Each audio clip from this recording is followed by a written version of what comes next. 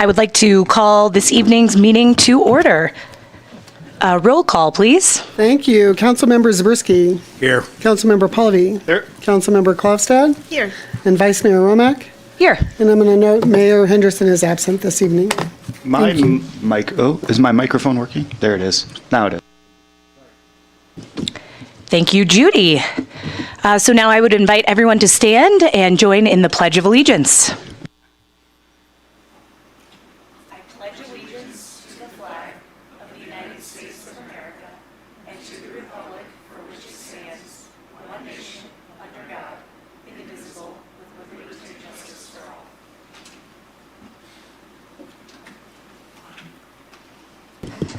Thank you all for joining me.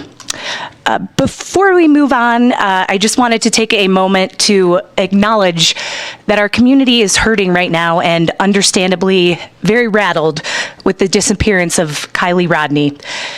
There's been tremendous and tireless effort from our community members and local, state, and federal law enforcement officials to help find Kylie and bring her home.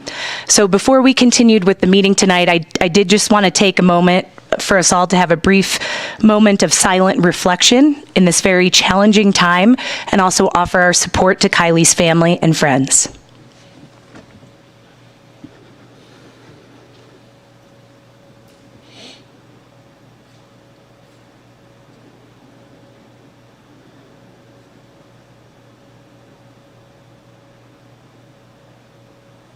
Thank you.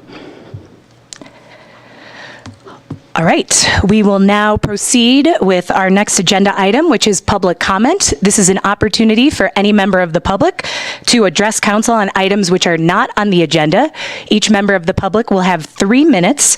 Please state your name for the record. And as we said, 3 minutes, so we will interrupt you if you surpass that amount of time. So try to be as brief as possible. And if you would like to make a comment, I welcome you up to the podium, to my right, your left. And please make sure the red light is on the microphone. And there's a timer right over here, so you'll be able to follow how much time you have.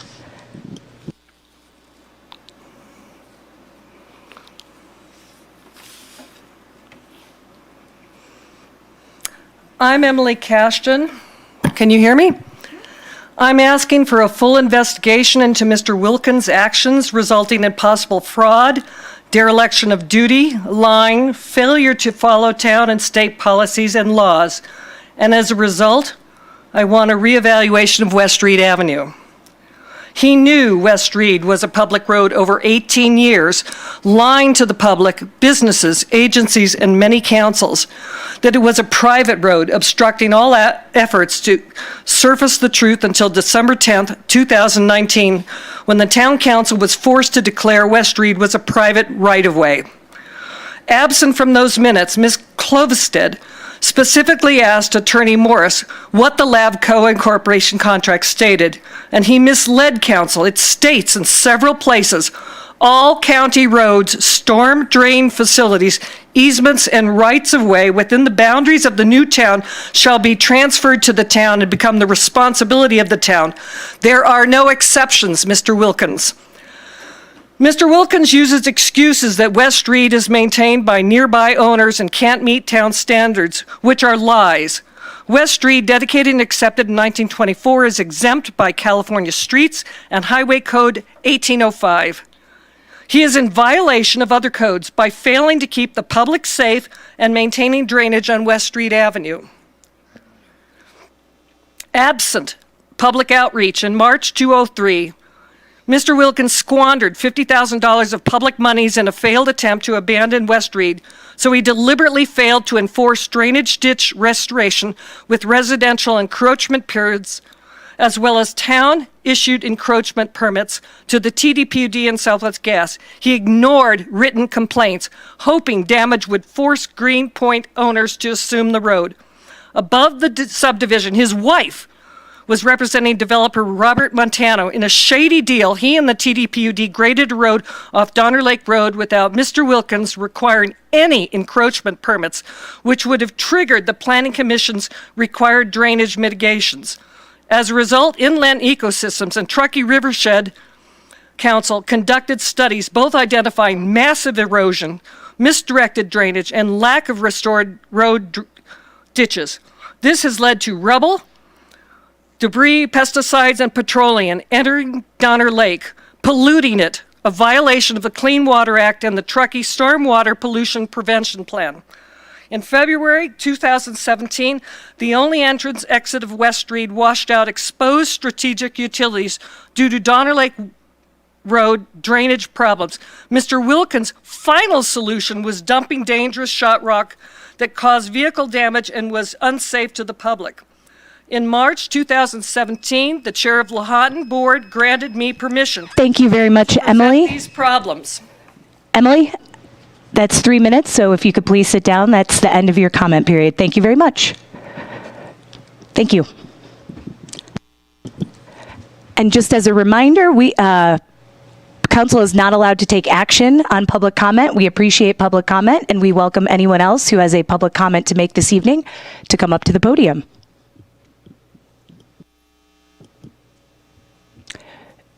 We have to keep it fair and equitable, so we allow 3 minutes per individual. So again, thank you very much for your comments, and I would invite the next speaker. Silencing the public is an I would invite the next speaker. Again, this is standard policy, 3 minutes per comment. Thank you. Sir, if you want to step up to the podium, you can take your 3 minutes.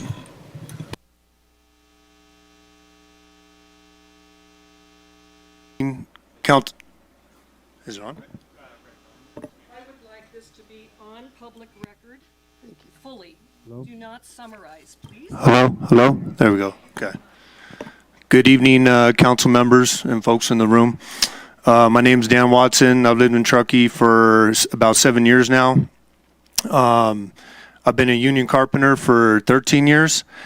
And I just want to share the experience of being a carpenter and a union carpenter and going through an apprenticeship program, getting out of high school, having that opportunity. I did go to college for a little bit, but prefer to work with my hands and do that type of work, and being able to go have the opportunity to go through an apprenticeship program where my wages are set, where I have health care for my family, where we can hire local people and work on projects in my community was a very great experience for me and continues to be. And I like to see more of those opportunities available in this community, especially with all the development that's going on in this community and the millions and millions upon millions of dollars that come here. It'd be nice to see local tradespeople, carpenters, plumbers, electricians, some of that money actually trickle down into the pockets of the people who are working and living in this community. Thank you. Thank you very much, Dan. Any other public comments this evening? With that, we will close public comment and we will move on to the presentation portion of our evening. And our first presenter tonight is Lisa Wallace with the Truckee River Watershed Council. And Lisa, you can step up to the podium and present the Truckee River Watershed Council update.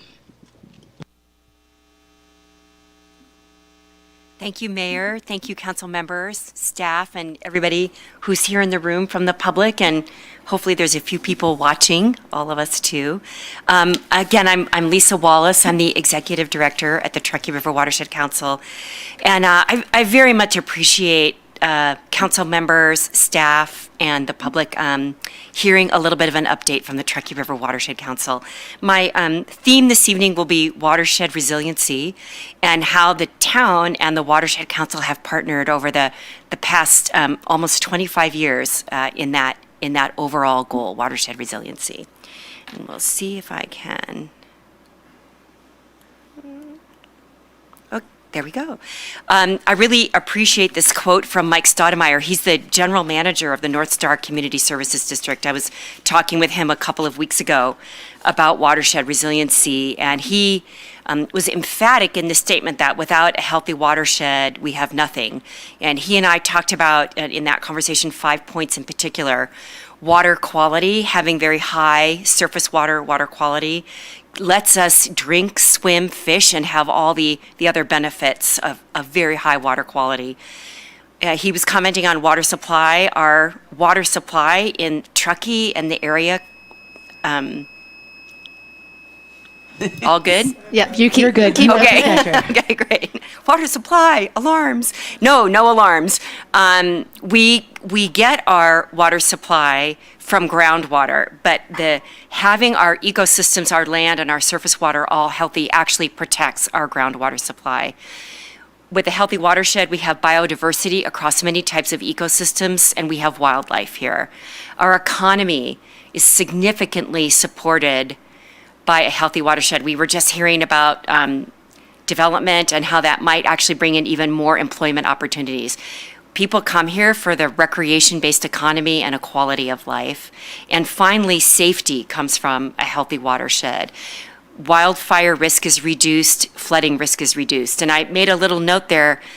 We're in the third year of a drought, so it seems easier to talk about and think about the threat of wildfire risk. But many of us who are in this room can remember 1997 and a couple of years since then where we've had extreme flooding in the area.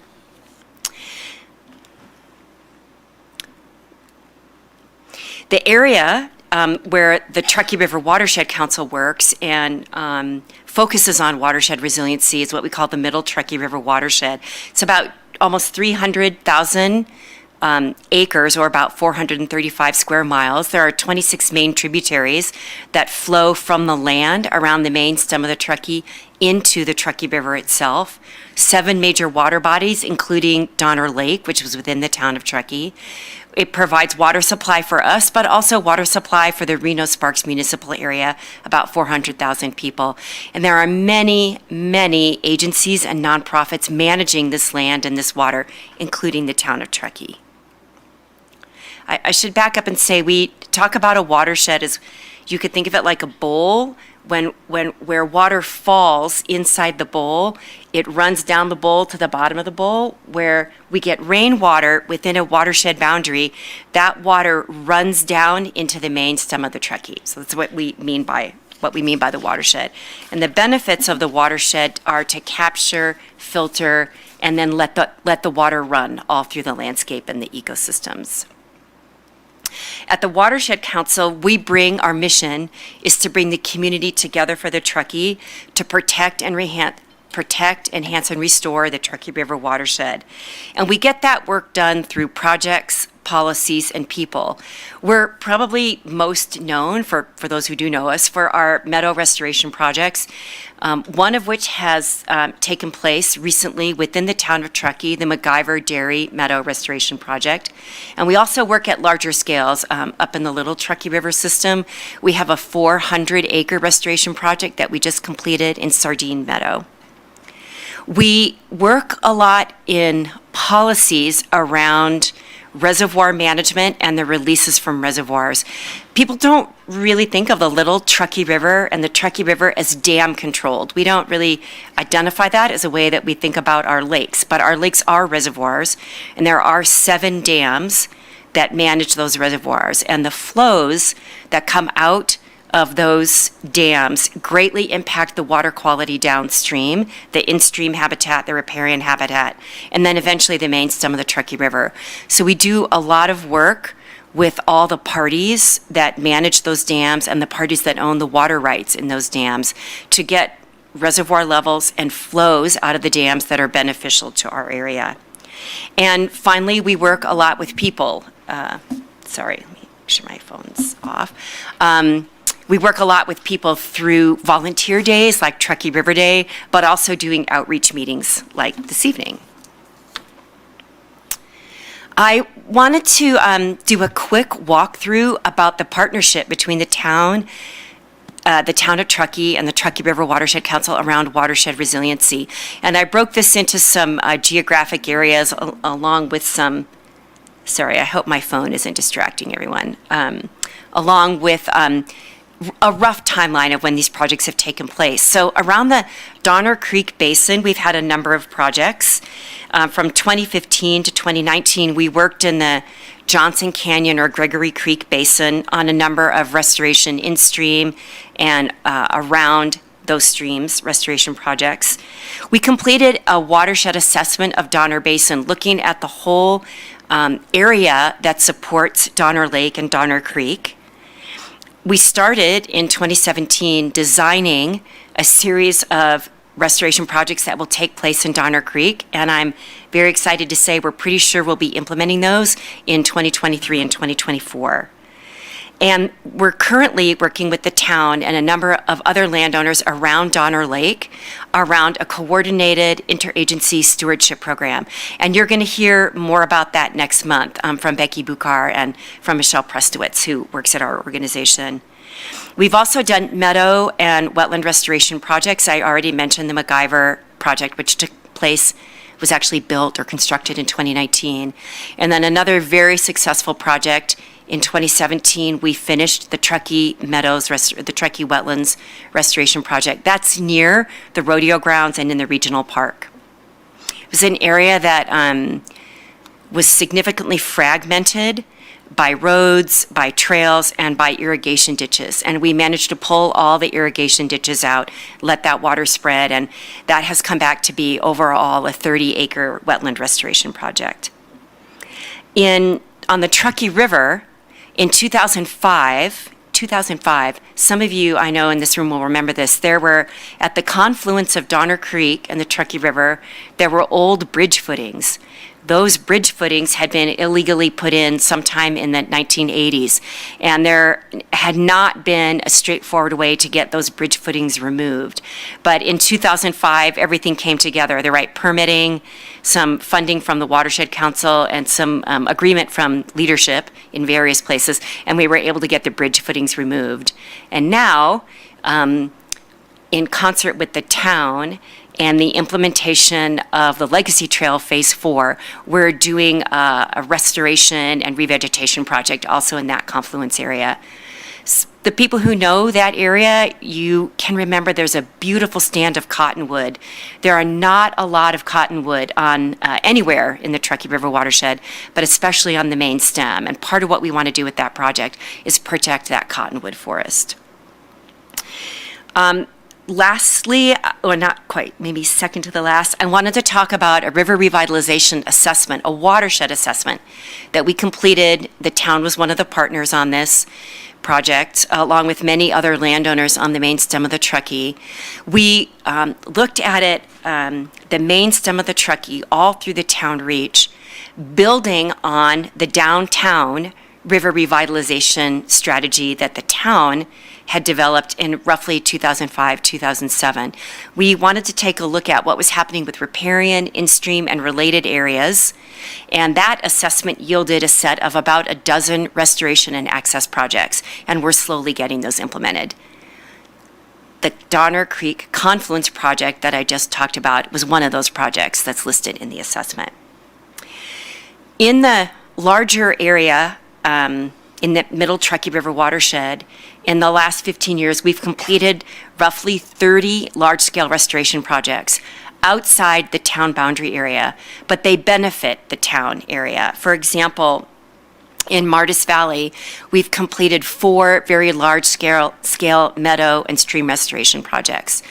I believe that in the either next week or at the next council meeting, you'll be considering a conservation and open space element of the general plan. And I believe there may be some discussion or consideration of protecting groundwater and surface water in Martis Valley. So I did want to let you know that we, the Watershed Council, working with the Truckee Donner PUD and the North Star Community Services District, have launched a groundwater dependent ecosystem assessment. So we'll be looking at all the ecosystems in the Martis Valley that are dependent on groundwater, the streams, the wetlands, the springs, and related kinds of areas to understand the relationship between those habitats and groundwater levels. That, again, will be outside the town boundary, but important to the town. Let's see. I also wanted to mention one or two other items about the open space element.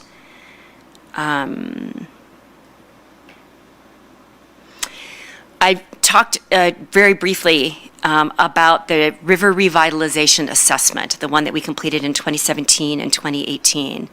And I have an excerpt or a quote on from the open space element. It's 2A, management plans for the Truckee River and Donner Lake. And I'm not going to read the whole thing, but it talks about the town working with the Truckee River Watershed Council, Truckee Donner Rec and Park, and other agencies to develop comprehensive long-term management plans for the Truckee River corridor and for Donner Lake.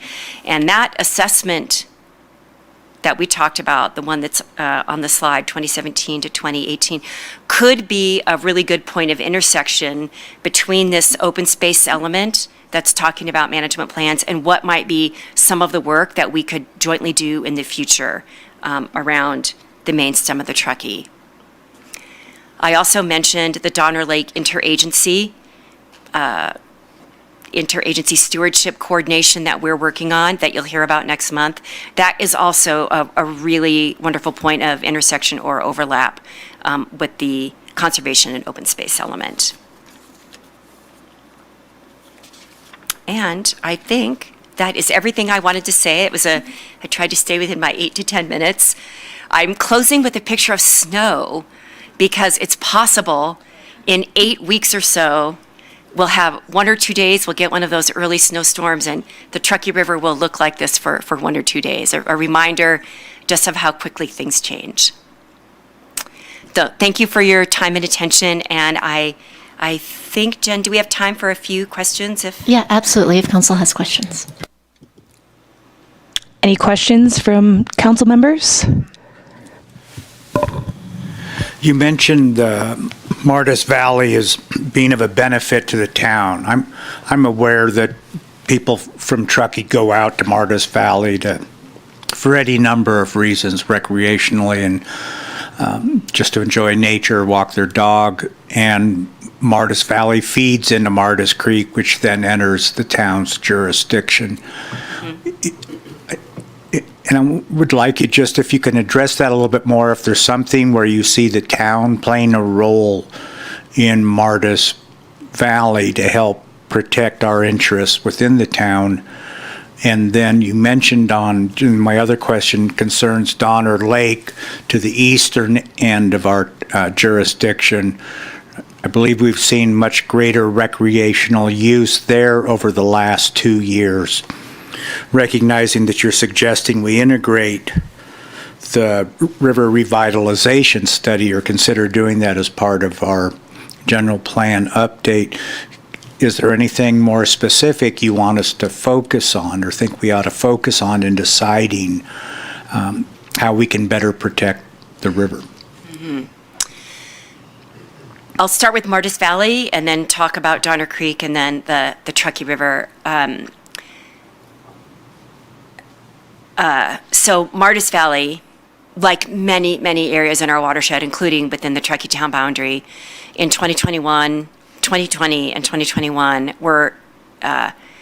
saw a huge lift in recreation use, right? Just a huge list. And in some areas that did actually create some impact, for example, with trail stream crossings and some impact to meadows. I do believe that we are working adequately right now with the agencies that have jurisdiction over Martis Valley, for example, to address those recreation impacts. What I do appreciate is if it emerges over the next 6 months or so, we're not able to adequately address those impacts, I would appreciate being able to come back and talk to the town about how we might cooperatively join in with, for example, Placer County, the Army Corps of Engineers. But I have to say, I believe you can really feel confident right now in North Star Community Services District, Placer County, and the Army Corps for addressing those impacts. Martis Valley is deeply important to many, many Truckee residents, but also many, many people in Placer County. Donner Lake, an interagency stewardship, collaborative stewardship effort, that can be a little gnarly, right? It's 6 or 7 agencies, all who have different forms and different types of regulatory authority and economic interest, recreation interest, and passion, just pure love and passion for the lake. And we've had very good participation from the town of Truckee, with Becky Buchar and other staff participating in that interagency program. And again, I can't really comment if that's appropriate to be within the general plan, but however we could create an intersection and an overlap with that interagency partnership and the general plan, it could be one of the most powerful things that we do now and into the future for Donner Lake, right? Donner Lake was so heavily impacted in 2020 and 2021. It's a signal for us for what things are going to kind of look like in a decade or so. And then on the main stem of the Truckee, yes, I agree. I'll repeat myself and agree with your comment echoing on the river revitalization assessment. The other thing I would call out there, again, difficult. If it was easy, it would have been done already. But stronger partnerships, again, I recognize it's a very tall order, stronger partnerships in addressing excessive sedimentation with Caltrans and with the railroad. If there's a way for us to work together, the town, the Watershed Council, and others to work together to address some of the impacts that come from the railroad and come from Caltrans, that is one of the highest leverage areas, in addition to the projects that are called out in the assessment. Thank you for letting me make that very long answer. It was a long question. I'll spin on that a little bit. So, in other words, to codify that interagency partnership in some meaningful way, that the whims of one of the agencies or the other isn't going to eliminate that the participation. Is that what you're getting at? Yes, maybe I would add a slight comment to that. There is very strong commitment and participation from all the landowners and regulatory agencies now. So I don't want my comment to indicate that anybody's stepping away from that. That's not happening. But there will be a step later this year. Agencies change. Agencies change and staffing changes, Yes. right? It absolutely happens. And there will be a step later this year for the town to formally sign into that interagency partnership. Excellent, thank you. And the only other thing I would add is you didn't talk about your newsletter, which is, I think, one of the other great things that you do to help educate and inform our community and people beyond. So if anybody out there isn't already a subscriber to River Talk, you should subscribe. It's very informative. They talk about all the projects and very well done. Thank you for that plug. Thank you. Councilmember Pallavi? No questions for me. Just wanted to recognize you, Lisa, for your really just undying dedication and commitment to your organization that has allowed you to come before us and show us the work that you guys have done, the projects you've accomplished, and all of the work that you have planned for the future. So thank you. Thank you. Thank you. Thank you very much, Lisa. And if you wouldn't mind sticking around, we're going to get through all the presentations and then open it up to public comment on presentations. So just in case any folks have anything to add or share with you. Certainly. Okay. Thank you very much. Thank We you. appreciate that. All right. And with that, we will move on to our next presentation. Are you doing public comment for that period? We will be doing public comment at the end of all of our presentations. So we have 2 more presentations, and then we will be offering an opportunity for folks to make public comment on those presentations. All public will have an opportunity to comment on all 3 of these presentations.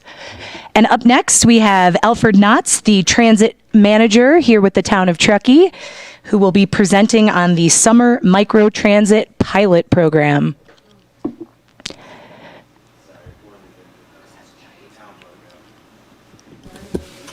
Madam Vice Mayor, members of the council, Alfred Knotts, Transit Manager, and we're here to give you a quick update on the Microtransit Pilot Program. So we'll run through a few things. It'll be somewhat drinking or from a fire hose a little bit, I think, kind of like the program. So we've been collecting data been managing the program, managing 3 transit contracts this summer. When you add in our existing one, this one, and our North Star contract for our Truckee Thursday shuttles too. So there's been a lot going on. So we take in the data. We're trying to, again, analyze all this information, get back before you, and keep the public informed, keep them engaged, continue outreach, respond to kind of customer service issues or feedback and things like that. So here to give you a quick rundown of kind of where we are. But I wanted to give you a snapshot here too of just what the town kind of transit profile is, if you will, and that's referred to kind of under our national transit database. We do this snapshot, report to the feds and so on. We use 2019 data just to kind of do pre-COVID, just to give, again, the council and even the public just a snapshot of like what do we actually do on a daily basis or an annual basis for the town. And what will we be comparing microtransit to or evaluating it against? So we carry about 25,000 passengers per year. I won't go into all these revenue miles and hours and everything, but this is data that we will compare and look at when we come back in a few weeks. So we're about 6 months or 6 weeks into the pilot here. And a number to look at is a good key performance indicator is that cost per passenger. Also, obviously, we want to see can we do things more efficient? It's not just dollars, but are we being more responsive to our riders, environmental benefit, social benefit, economic benefit as well. Our performance indicators over a 12-month period right now, we're up 22% of ridership without microtransit into the equation. So that's something to keep to mind here also. So this is over year to year. This also gives a snapshot of what our services are and what do we see our ridership on a daily basis or a monthly basis, and the kind of riders per day there. So we have our local, which is our fixed route. We have our North Star night service, Palisades night service, our dial-a-ride, and then you do see the TART Connect in there, and those numbers are very good. I'll be frank about it. So they are very good. Again, there's a lot of information still to digest, so I don't want to oversell anything, but again, we are seeing high utilization in terms of the transit, the TART Connect route, but also continuing on our existing transit services, which is very encouraging.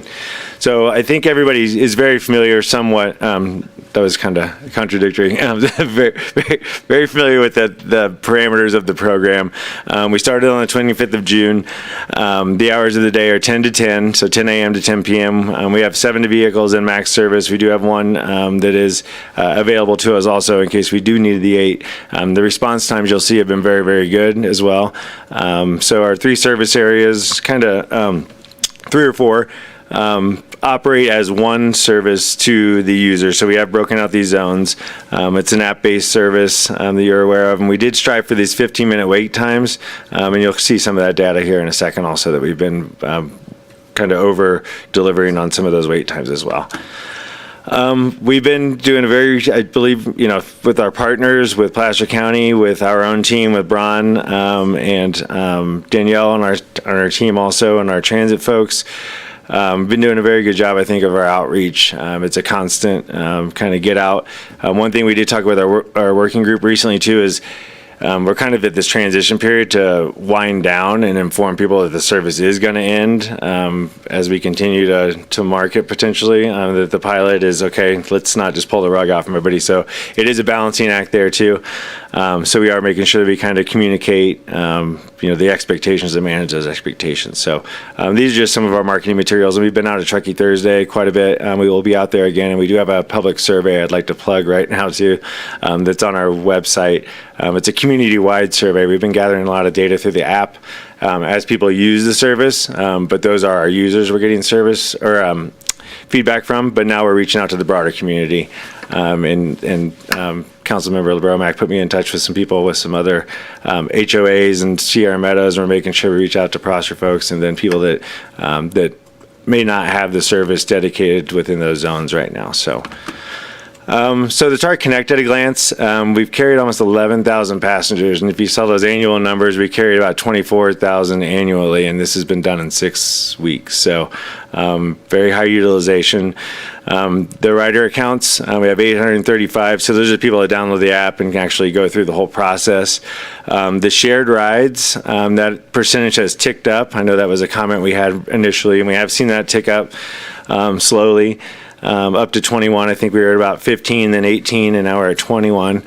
Average wait time is about 8 minutes, so the average ride time is 10 minutes. One thing I try to digest on that is, that's competitive with an automobile. If you got in your car and you drove around town, it would take you 15, 20 minutes to get anywhere around town, especially if you had to look for parking and those things. So just out of the convenience and still having that kind of that assurance and confidence in the system that you can make a ride. And obviously that does vary. 4th of July things and Truckee Thursdays kind of go out the window somewhat, but we've still seen those times been very competitive. Customer experience too. We have again, kind of a qualitative indicator there, and the service experience has been very, very high as well. I think everybody's pretty familiar with the zones. Again, kind of the Glenshire area and Tahoe Donner, and then down to our commercial core area of Donner Pass Road and the Brockway Road area as well. Here's kind of our gravity model here, if you will, and kind of where the trip's happening. We did have some estimates. They are performing a little differently than we anticipated. I think it's just because we have this downtown kind of core zone that's a lot bigger, and it's capturing a lot of trips. People are maybe taking multiple trips in those zones throughout the day. But Glenshire has come up, and that was a number that was pretty low to begin with too. Again, a lot of it's just getting the word out and getting people familiar with the service, and that's when we see obviously the ridership go up, and it's been very consistent. I think this morning our ridership from yesterday on an average Monday was almost 300 passengers. So very, very exciting. So that's what we're kind of seeing. Again, we're going to come back in a few weeks here and give you guys the full picture here as much as we can in a short period of time, but give you a better understanding of what the data is.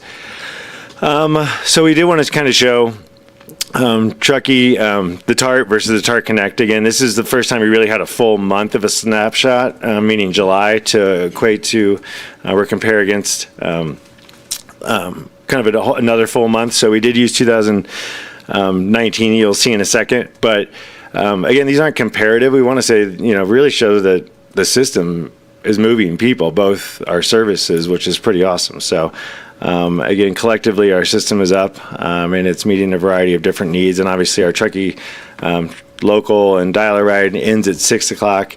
This continues on at 10. So there's different dynamics there as well, too, and different trip purposes that you'll see in some of the surveys as well.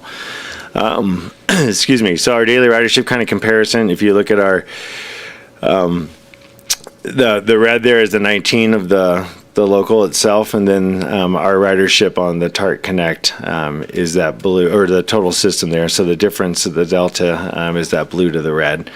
The total system comparison monthly, we're seeing through that whole period about 11,000 riders, and in 2019 we saw about 2,500. So again, just another kind of barometer, if you will.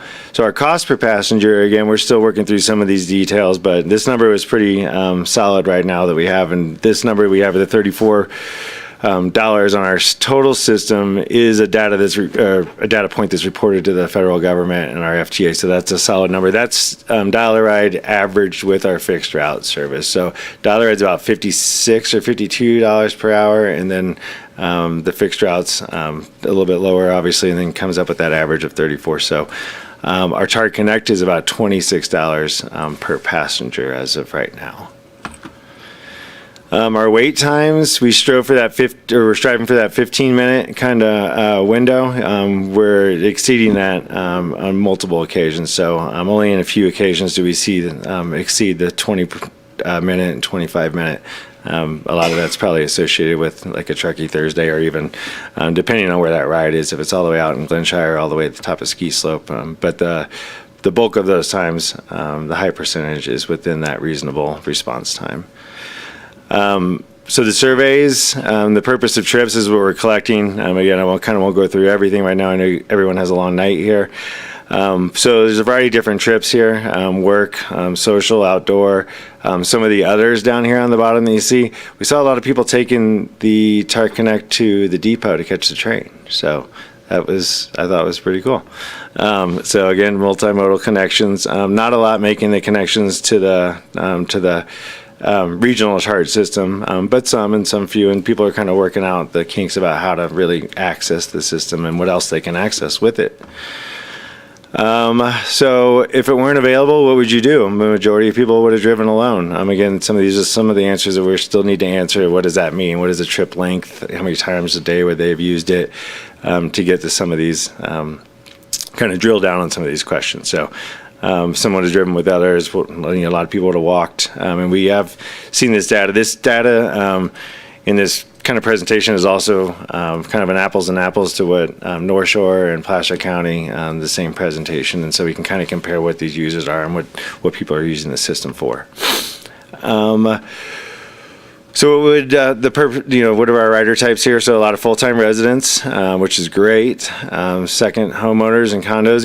We did tailor this services to kind of to capture these types of trips that we figured weren't using our existing system, whether they're just not transit dependent and they have a lot of other different options. So a lot of the people we are tapping into are the non-transit dependent folks that would have most likely driven. So these questions kind of delve into, what about a winter service if it was offered? How often would you use it? And we're starting to get into some of this data and some of these questions, and that's what the community survey that's out right now will start gather. We do have about 140 surveys already returned, and it was just issued on Friday. So I think that's, again, a very good response as well, and we want to get as big a data sample as we can. During fall and spring, it was offered. I'm sure they're kind of just answering, yeah, it sounds great, but they're very good feedback, and these are good information to collect, and where would we put resources in the future, and just in transit, not necessarily in just in microtransit, but just our transit resources are finite, so where do we put them? Where can we get the best bang for our buck? Next steps, you guys will see more of me coming up and back with this information, but we will continue to market and outreach, including kind of this wrap-up messaging I mentioned. The community-wide survey that's out, we'll meet with our working group. We're going to have a meeting tomorrow with a few folks here to kind of just start the dialogue about what we're seeing. We've already had one during the pilot. We conclude the pilot on the 5th, and then we will draft up kind of a white paper. If you council remembers, we do have LSC on contract to work on some data analysis for us too, and a bigger feasibility analysis as well that will actually inform the update of that acronym is our short-range transit development plan. Sorry, it would have taken up its own bullet. So it will inform that. And I met with Nevada County Transportation Commission this afternoon, and they're very excited about the program. And they've actually front-loaded the update of this plan because we've done this microtransits to update the plan because it needs to be consistent with all of our federal funding to show that we have this in our plan. I know it sounds very bureaucratic, but it will inform the update of the short-range transit plan. So all these things are running fast, but all managed and running, I think, kind of in lockstep as much as they can. Thanks, Alfred. And Vice Mayor, I just want to make it very clear for the council that these are somewhat parallel tracks, and that if we're going to do a winter pilot, we need to start engaging in that conversation now, in terms of staffing and having available drivers and funding partners. So while the analysis of the existing pilot will be taking place, Alfred is also working on seeing if there's funding support and interest in a winter pilot. So if council's expectation differs from that, it's helpful to know that. Thank you very much. Thank you. Any questions from council members? We'll start Councilmember Pallavi. How soon can we keep it up and running and keep it going? That's my only question, and it's somewhat rhetorical. So look forward to seeing you when you come back for a full report. Thank you. Councilmember Klövstad. No, I would echo that. I look forward to the final report and investigating our options for both continuing and expanding a clearly successful program. Can I assume if people were asked what they're going to do on September 6th, their answers would be the same as was reflected in the question of what they would do if they weren't taking the TART Connect? We could probably assume yes, so they will shift back to their primary or historical mode of choice, or their only other option at that point. So I don't think that they would go walk down to the Truckee local from Tahoe Downer. No. Right. Okay. Yeah. Thank you very much for the report. Thank you very much. Appreciate the service, and the drivers are fantastic. I feel like every driver I've ridden with is super friendly and gets me where I'm going. All right, we have one more presentation, and then we will have an opportunity for public comment on all three of the presentations. So we will go to Jen Calloway, our town manager, for the town manager's report. Great, thank you, Council, and welcome to all the community that's here. It's nice to have some people participating in person. I will give you a little bit of an update as to why I'm late in a few minutes, but as the Vice Mayor started off the meeting, we have a missing person, and I'm going to defer to our police chief for an update on status report on that. Thank you, Jen. Good evening, Vice Mayor Romack, Council. Quick update on the Kylie Rodney investigation. Placer County and Nevada County are in unified command on this operation. Placer County Sheriff's Office is the primary investigative authority on the missing person aspect, and Nevada County Sheriff's Office is actually doing the ground search. There are numerous agencies supporting this operation: CHP, Truckee PD, FBI, Homeland Security, Regional Threat Assessment Centers, which is our intelligence agencies, as well as the Washoe County Sheriff's Office, and additional agencies continue to join the investigative efforts. Today, there is over 150 sworn law enforcement personnel working this investigation, as well as 100 professional staff to assist in the investigation, the overall search for Kylie Rodney. 3 air assets are here from Placer County, CHP, and Washoe County. Marine units from regional law enforcement agencies as well. These searches have been very extensive, and at this point, we have not located the car, nor have we located Kylie. Approximately 200 tips are currently being investigated as we speak by detectives. Also, Nevada County Behavioral Health is providing counseling services at the rec center for the family and the friends who are involved in this. I urge the community to please come forward and provide any information to assist in this investigation. For the partygoers or any other witnesses that were out Friday night, please come forward. If you think you have a piece of information that will help, then that should answer the question to please come forward. Law enforcement is not looking to get any of these kids in trouble. Our ultimate goal is to find Kylie. Also, you can submit tips anonymously by calling the Placer County tip line at 530-581-6320, option 7. And that's all I have. All right, thank you, Chief, for that update. And just to reiterate what I believe Vice Mayor started out the meeting with, that the whole community is in pain and obviously very concerned, and we are in full support of trying to bring Kylie home. My only other update tonight, I was a few minutes late to the meeting.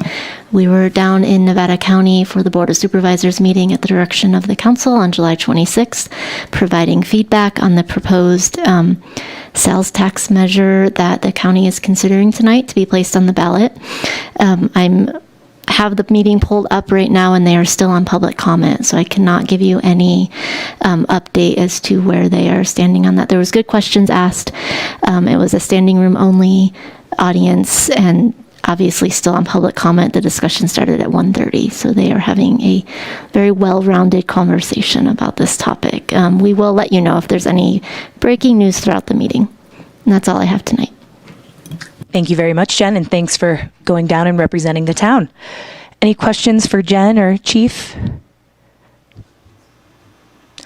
All right, with that, we will open it up to public comment. Any members of the public are welcome to make comments on any item we just heard from in the presentations. As a reminder, everyone will be limited to 3 minutes each, and you can step up to the podium. And as always, please state your name. My name is Emily Cashton. I live at Donner Lake. I did the Donner Lake water takeover where we got 1,400 hookups taken off a year worth of boil water notice, and we rebuilt the system. I'm very involved with Donner Lake, and Ms. Wallace, her agency did a study above West Reed Avenue where Mr. Wilkins' wife had Robert Montano and the TDPUD grade a road without an encroachment permit, and that has caused massive erosion and drainage into Donner Lake. Debris, petroleum, pesticides. So if you guys are really serious about Donner Lake, you need to listen to me. He failed to do an encroachment permit because his wife was working with somebody. The TDPUD was supposed to restore the hillside. They did not.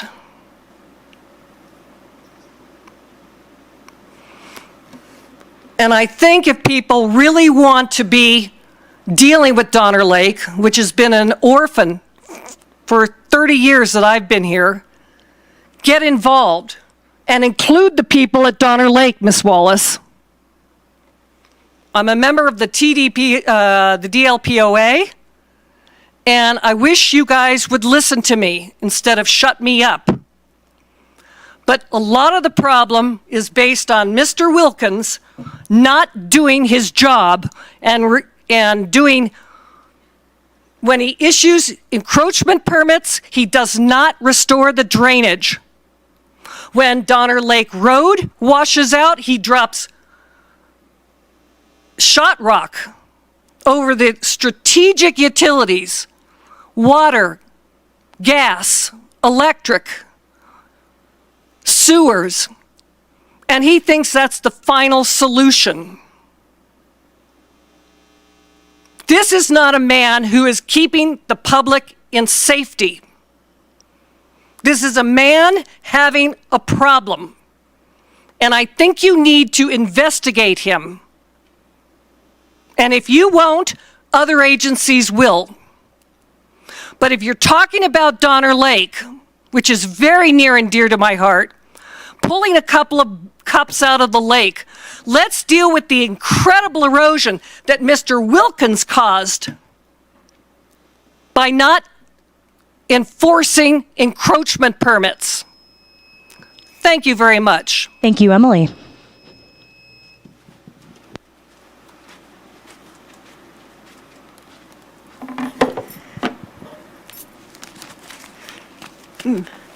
Hi, this is Susie Tarnay. I just wanted to ask a couple questions about the TART Connect.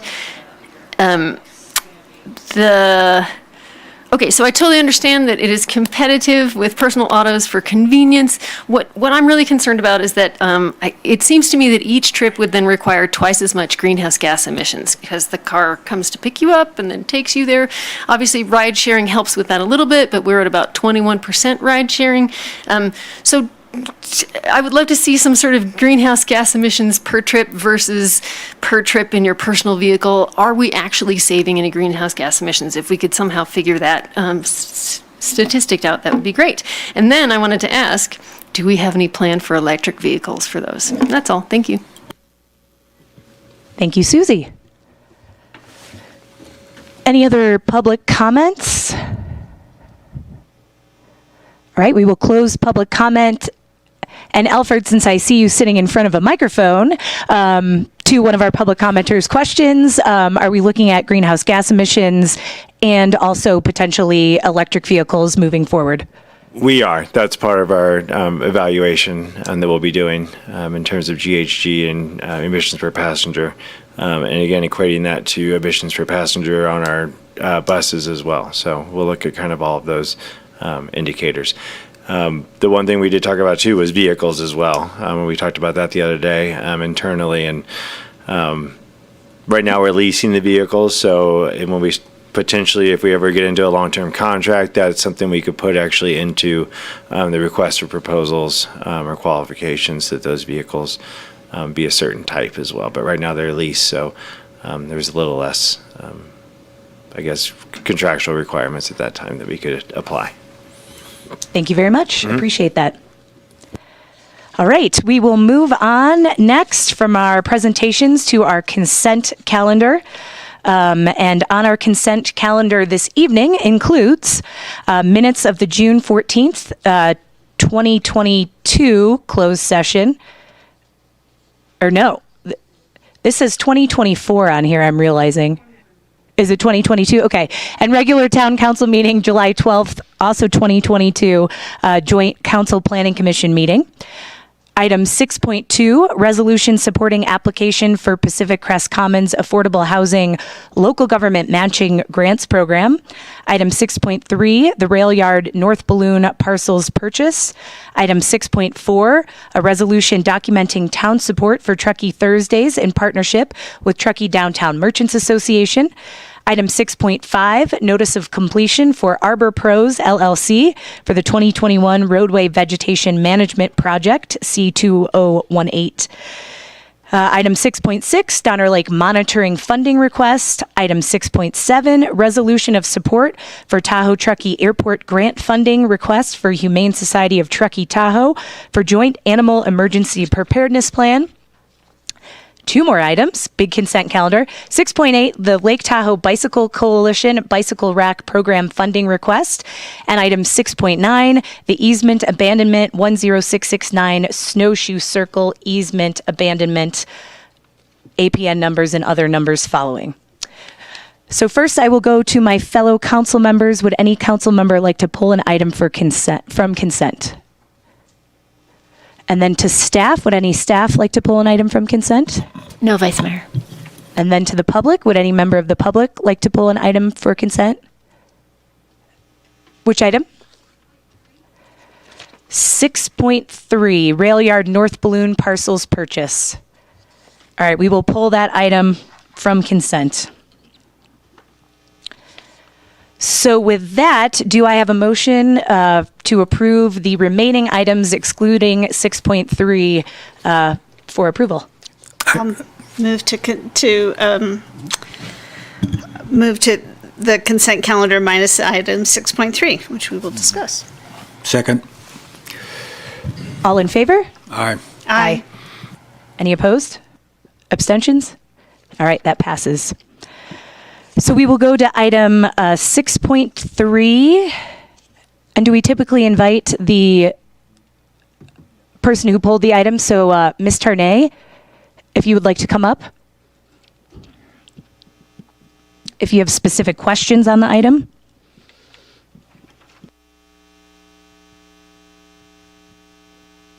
Thank you so much for the opportunity. I really appreciate that. So I just wanted to throw it out there one more time. I'm sure you've heard me before, but my feelings on the transit center location probably aren't a secret. I would like to plead with you to reconsider this land purchase one more time. We're spending $1 million for a property that's not walkable to our Amtrak station, especially if you have a family or ski gear. We are talking so much in our general plan update about interconnectedness, and this is not.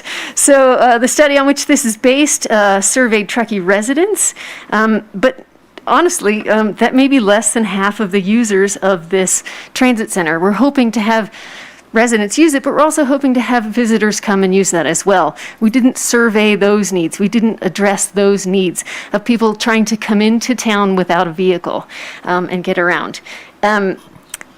It would be more convenient for visitors to use a transit center that is more connected to our town. So we're making a decision here that favors, again, automobiles and automobile users versus the pedestrian and the traveler without a car. I will continue to push towards the transformational change that we need to see in order to lower our greenhouse gas emissions and to all do our part to avert the worst results of global warming. Thank you so much. Thank you, Susie. So, Vice Mayor, we don't have a staff presentation prepared, but if council has any questions they'd like to ask, Alfred and Dan are both here and could answer any questions you have. Thank you very much. Councilmember Zabriskie, I see you about to hit your button. Go ahead. Thank you. I guess this is for Dan. Dan, how far down the road are we on the balloon track transit center? Both in terms of money and work that's been done. So we've identified just shy of $1.5 million in funding for the site work there. As it relates to the work, we're well along in the design process on the site with the goal of moving it into a construction phase next summer. All Are we under contract right now? I see we have a contract before us. We are under contract with a design consultant who's preparing the design work. We are not under contract with a contractor to build the actual physical improvements. And the agreement that's in front of you tonight would be the contract to purchase the land, and that outlines the deal points on the land acquisition. And how much have we actually incurred so far? How much have we committed to pay, either paid or committed to pay? So on the land acquisition work, that's been primarily staff time. And so we haven't written checks to a third party for that other than, the time we've absorbed on that. As it relates to the design work, I believe the design contract, Alfred, is $80,000, a little more? Yeah, a little bit more. It's about $120,000 on the design contract, and we're probably halfway through that. And if we were all of a sudden to want to undo everything we've done, how much time have we lost? Well, probably 2.5 years on the real estate negotiation component of it, and then a few months worth of the consultant's work. Okay, thank you. Councilmember Cliffside? No questions. Councilmember Pallavi? No. No questions from me either, but we will open it up to public comment. Any other public comments on this item? All right, we will close public comment, so we'll come back to council to discuss. Councilmember Zabriskie, you kicked us off. Back to you. Yes, the prior council already made the decision. What I'm not hearing is a change in circumstances since it was approved by the prior council. I don't think I would have agreed with the prior decision, but having been made, plus the fact that all this time and money has been spent without some new change that would justify reversing what the earlier council did, I'm not prepared to do so. Councilmember Cliffside, any thoughts? I actually started out on the Transit Relocation Committee, and then it got turned over to Councilmember Commendatory.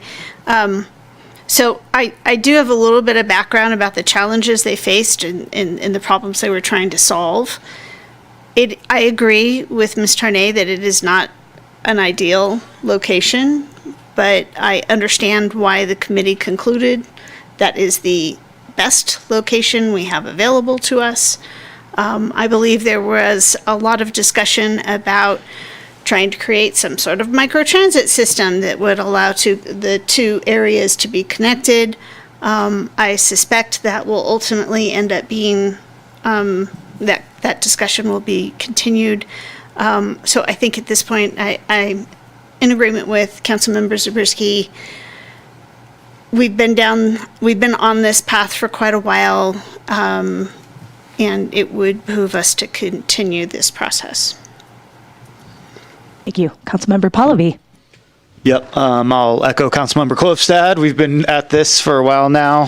When the decision was made, everything that she's already stated, I think one of the things that also got me on board was the ability to have a flex use of that space. We've talked about some other opportunities to be using that space in a lot of different ways over time, and with consideration for the negotiations on the rail yard development agreement, in addition to the other stipulations in there on some of the land purchases and other things. We're really looking at a long horizon for a parcel and parcels that could have significant benefit in a number of different ways. One of them being a transit center, which will not just be a place to put our vehicles. It'll be hopefully a gathering place, a meeting place as we continue to develop the eastern part of our downtown. So I too am in favor of staying the course at this point.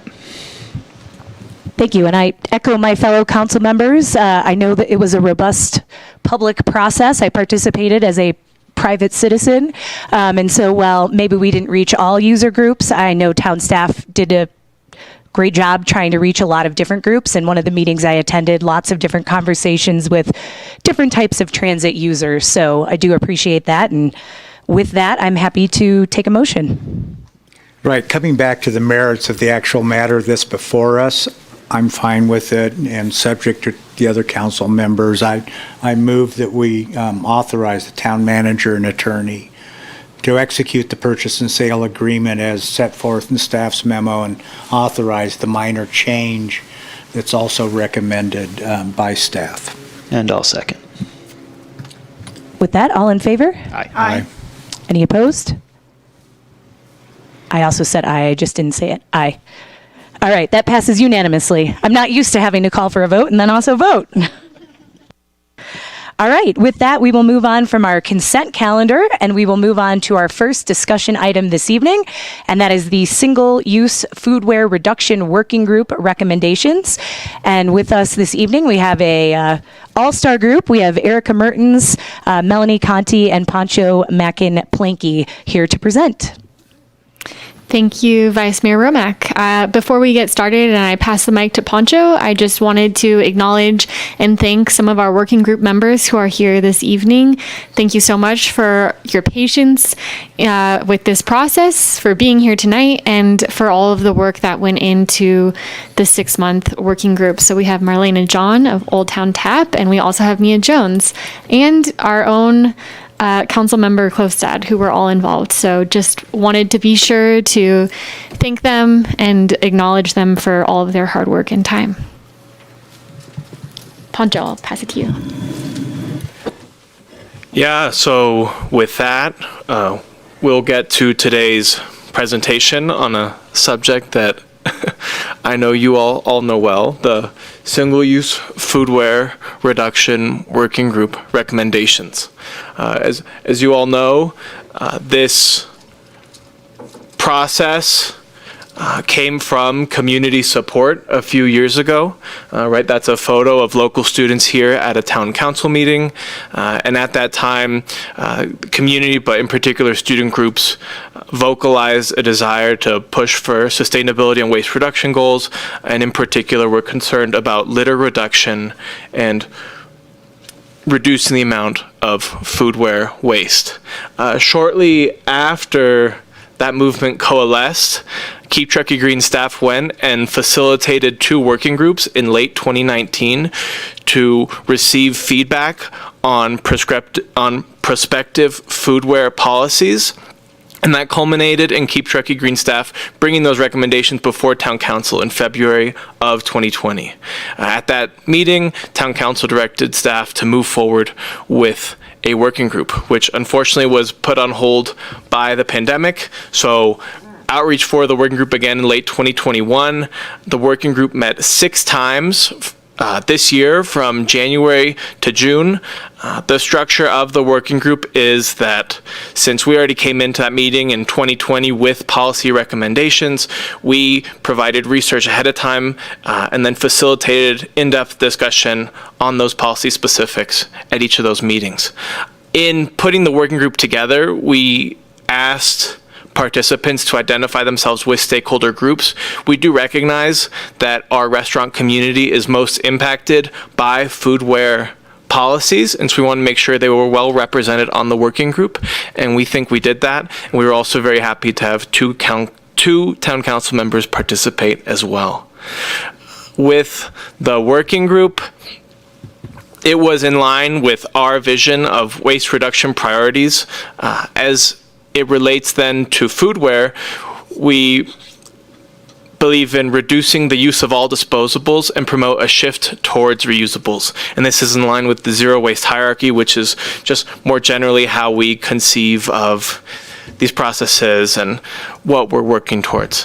What that looked like on an individual policy basis is that we tried to look at the greenhouse gas emissions profile of different types of foodware.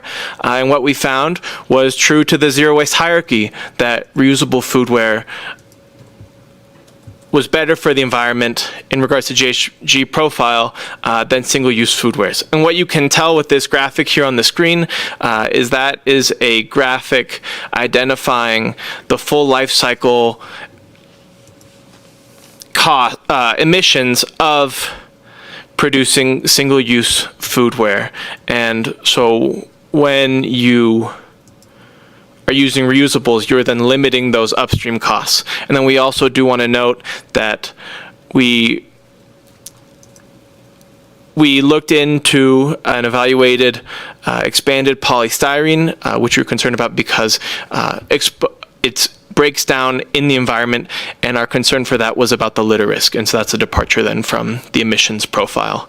And I just wanted to note as well that the working group did not recommend restricting the kinds of single-use foodware in our community. Many of the foodware policies being passed around the state now include restrictions on what kind of single-use foodware is allowed, oftentimes requiring that all single-use foodware be either compostable or recyclable. But here in Truckee, since our composting programs are not able to accept foodware, if we require that products would be compostable, they would just be landfilled at end of life. And similarly with recycling, because of contamination, many of those products would also be landfilled at end of life instead of recovered. And so for that reason, the working group opted not to recommend further restrictions on types of single-use foodware. And with that, we've concluded the background, and Melanie will get into what the working group recommended.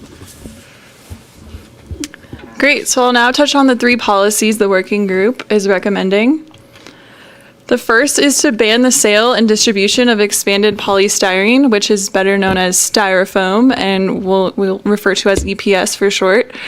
So like Pancho mentioned, this is the only policy where we stray from our greenhouse gas and life cycle analyses, because polystyrene has unique impacts when found as litter. As we've all seen, polystyrene breaks down into tiny pieces into the environment and is extremely difficult to recover. There's over 120 local California jurisdictions that have passed restrictions on polystyrene, as well as 5 statewide bans. And an example seen in the city of San Francisco, they saw a 36% reduction in polystyrene litter after banning EPS foodware. There's also some potential human health impacts from styrene, which is the chemical found in polystyrene, which is a common reason for the ban as well.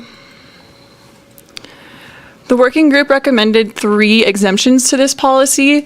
The first is to exempt products that are wholly encased in a more durable material. So for example, an ice chest that has styrofoam inner insulation would need to have a solid plastic exterior shell in order to be exempt. The working group also recommended exempting food packaged outside the jurisdiction, except for meat, fish, vegetable trays, and egg cartons. And then the group recommended providing a hardship exemption opportunity for business to apply for a waiver in an instance where they're not able to find a comparable alternative product, a non-expanded polystyrene product. So we would be willing to work with the business in that circumstance. We're also recommending to provide some grant funding to help businesses to switch over from expanded polystyrene products because the alternatives are often a bit more expensive. So we're proposing to help businesses with that initial lift. The second recommendation is to require reusable foodware for in-house dining. This policy really gets to the core of our goals, which is, like Pancho mentioned, to reduce the amount of disposable foodware generated and shift towards reusables. And the working group looked at different policies from 11 other jurisdictions that have adopted this policy as well. Some exemptions the working group recommended including a exemption for prepackaged food, and the group decided to define that as food packaged outside the food facility.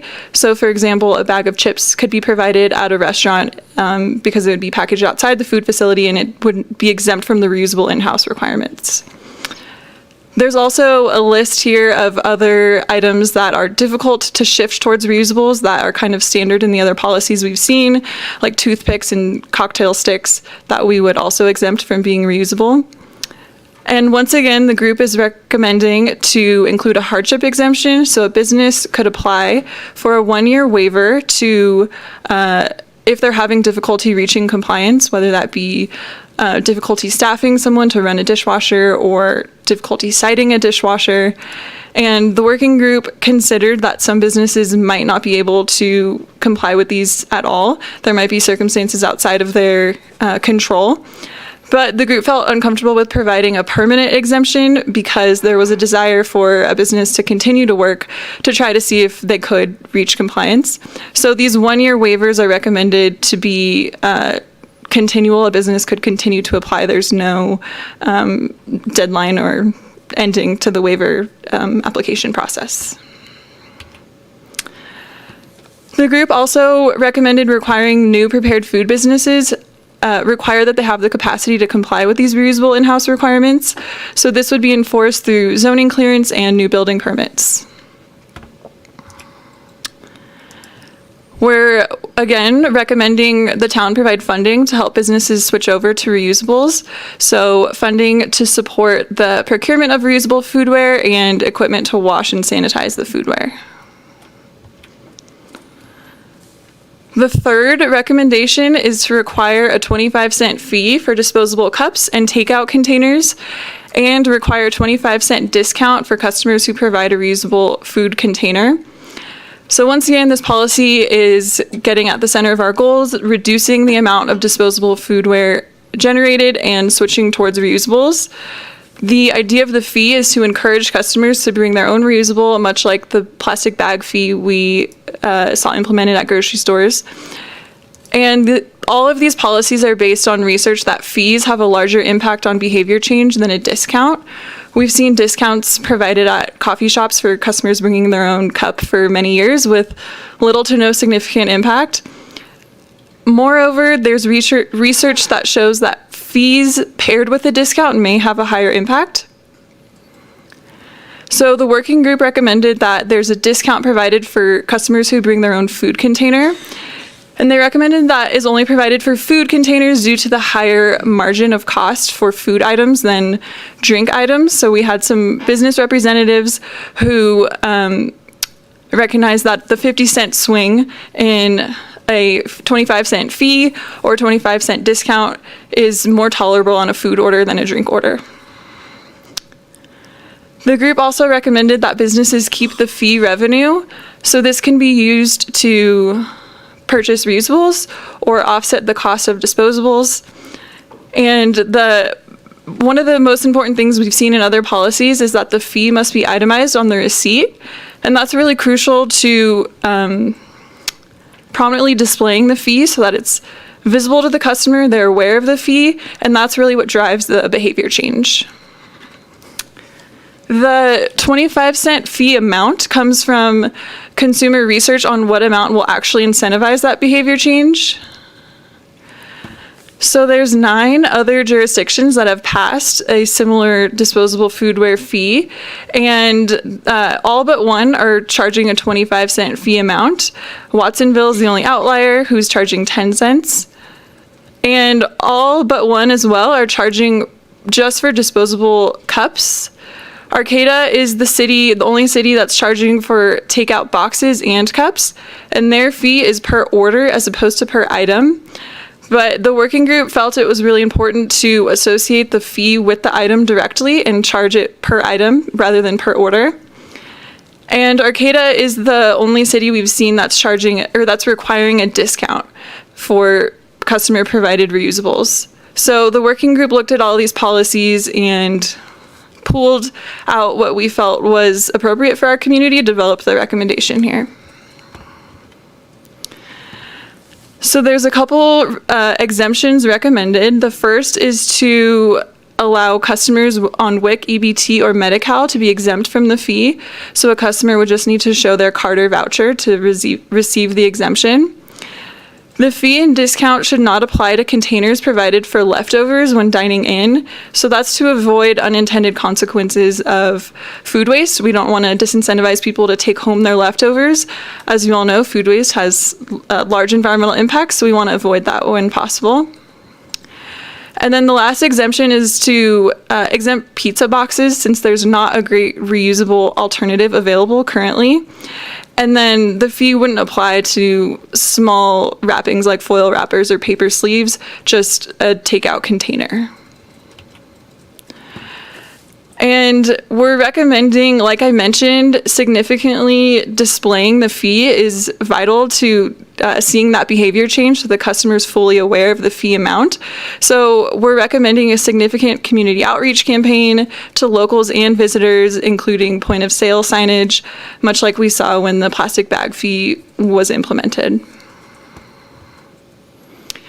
And staff has an alternative recommendation to encourage but not require the 25-cent fee, the 25-cent discount for customers who bring their own reusable container. And this is recommended as a compromise based on the business feedback we received about the complexity of the policies and the complexity of administering fees and discounts. So if a customer brings their own container, there wouldn't be assessed the 25-cent fee, effectively still receiving a discount. So this is an alternative recommendation, just considering the business feedback we received. The last policy we wanted to present is a requirement to provide accessory items upon request. So you might recall back in 2019, we initially recommended including this in our local ordinance. But since then, AB 1276 has passed, and this policy has gone into effect statewide this year. And it requires that accessory foodware items are provided upon request, and also bans bundling of single-use accessories, like in the photo there. So we're recommending, one, to include AB 1276 requirements in our local ordinance, to have a comprehensive ordinance where all the foodware requirements are all together in one place. And two, adding napkins to the list, because the statewide policy does not include napkins. And we feel like it's a reasonable addition and would have another great impact in our goal to reduce the amount of disposable foodware generated. So those are the three policies. And I'll pass it off to Erica to talk about the public feedback. Thank you, Mel. So as Mel just presented, the 3 working group recommendations, I'm now going to just do an overview of the public feedback that we received. We spent the month of July collecting survey responses, both from public and businesses. We had over 400 community responses on the public survey and 65 business responses to the 2 business specific, one for businesses at large and one for restaurants. The business surveys were largely conducted by phone, which provided an opportunity for us to have more substantive conversations. And I'm just going to touch on some of the general themes that we heard in the feedback, and the specific results of the entire survey are available in the agenda packet. So both businesses and the public were pretty unified in their response of strongly supporting a ban on styrofoam. And what we learned is the most common items that are sold or distributed are styrofoam coolers, disposable cups, and meat trays. In terms of requiring reusable foodware for in-house dining only, again, very strong public support of this issue, a bit more mixed review from businesses, while still trending on the supportive side of 56% approval. And the main concerns that we heard from businesses is, of course, the cost of purchasing reusable foodware, lack of dishwasher, and impact on staffing. Both from businesses and the public, we heard an overarching desire to really progress in our policies and reduce waste while having as little negative impact on businesses as possible. So that, again, was something that we heard across the board. In terms of the fee for disposable, we heard some concerns from both business and public that there were doubts of a fee being effective at changing the behaviors, specifically those of driving behavior change for visitors. There were logistical challenges presented by the businesses in terms of being able to utilize customer provided containers, how that would work for takeout, and also just the added difficulties in implementing those fees and discounts. And then also, again, not specific to just this policy, but overall there was a concern just in having sensitivity to the timing of new regulations given the challenges that our business community has faced over the last several years due to the COVID pandemic. So we took that feedback in addition, of course, to the working group recommendations. So we have made a couple of adjustments to the proposed timeline. So this is what our staff recommends.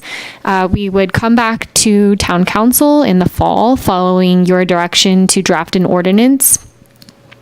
And then the ban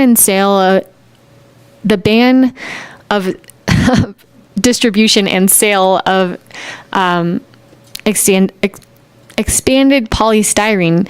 Sorry, there's a reason why these acronyms are there because it's a mouthful.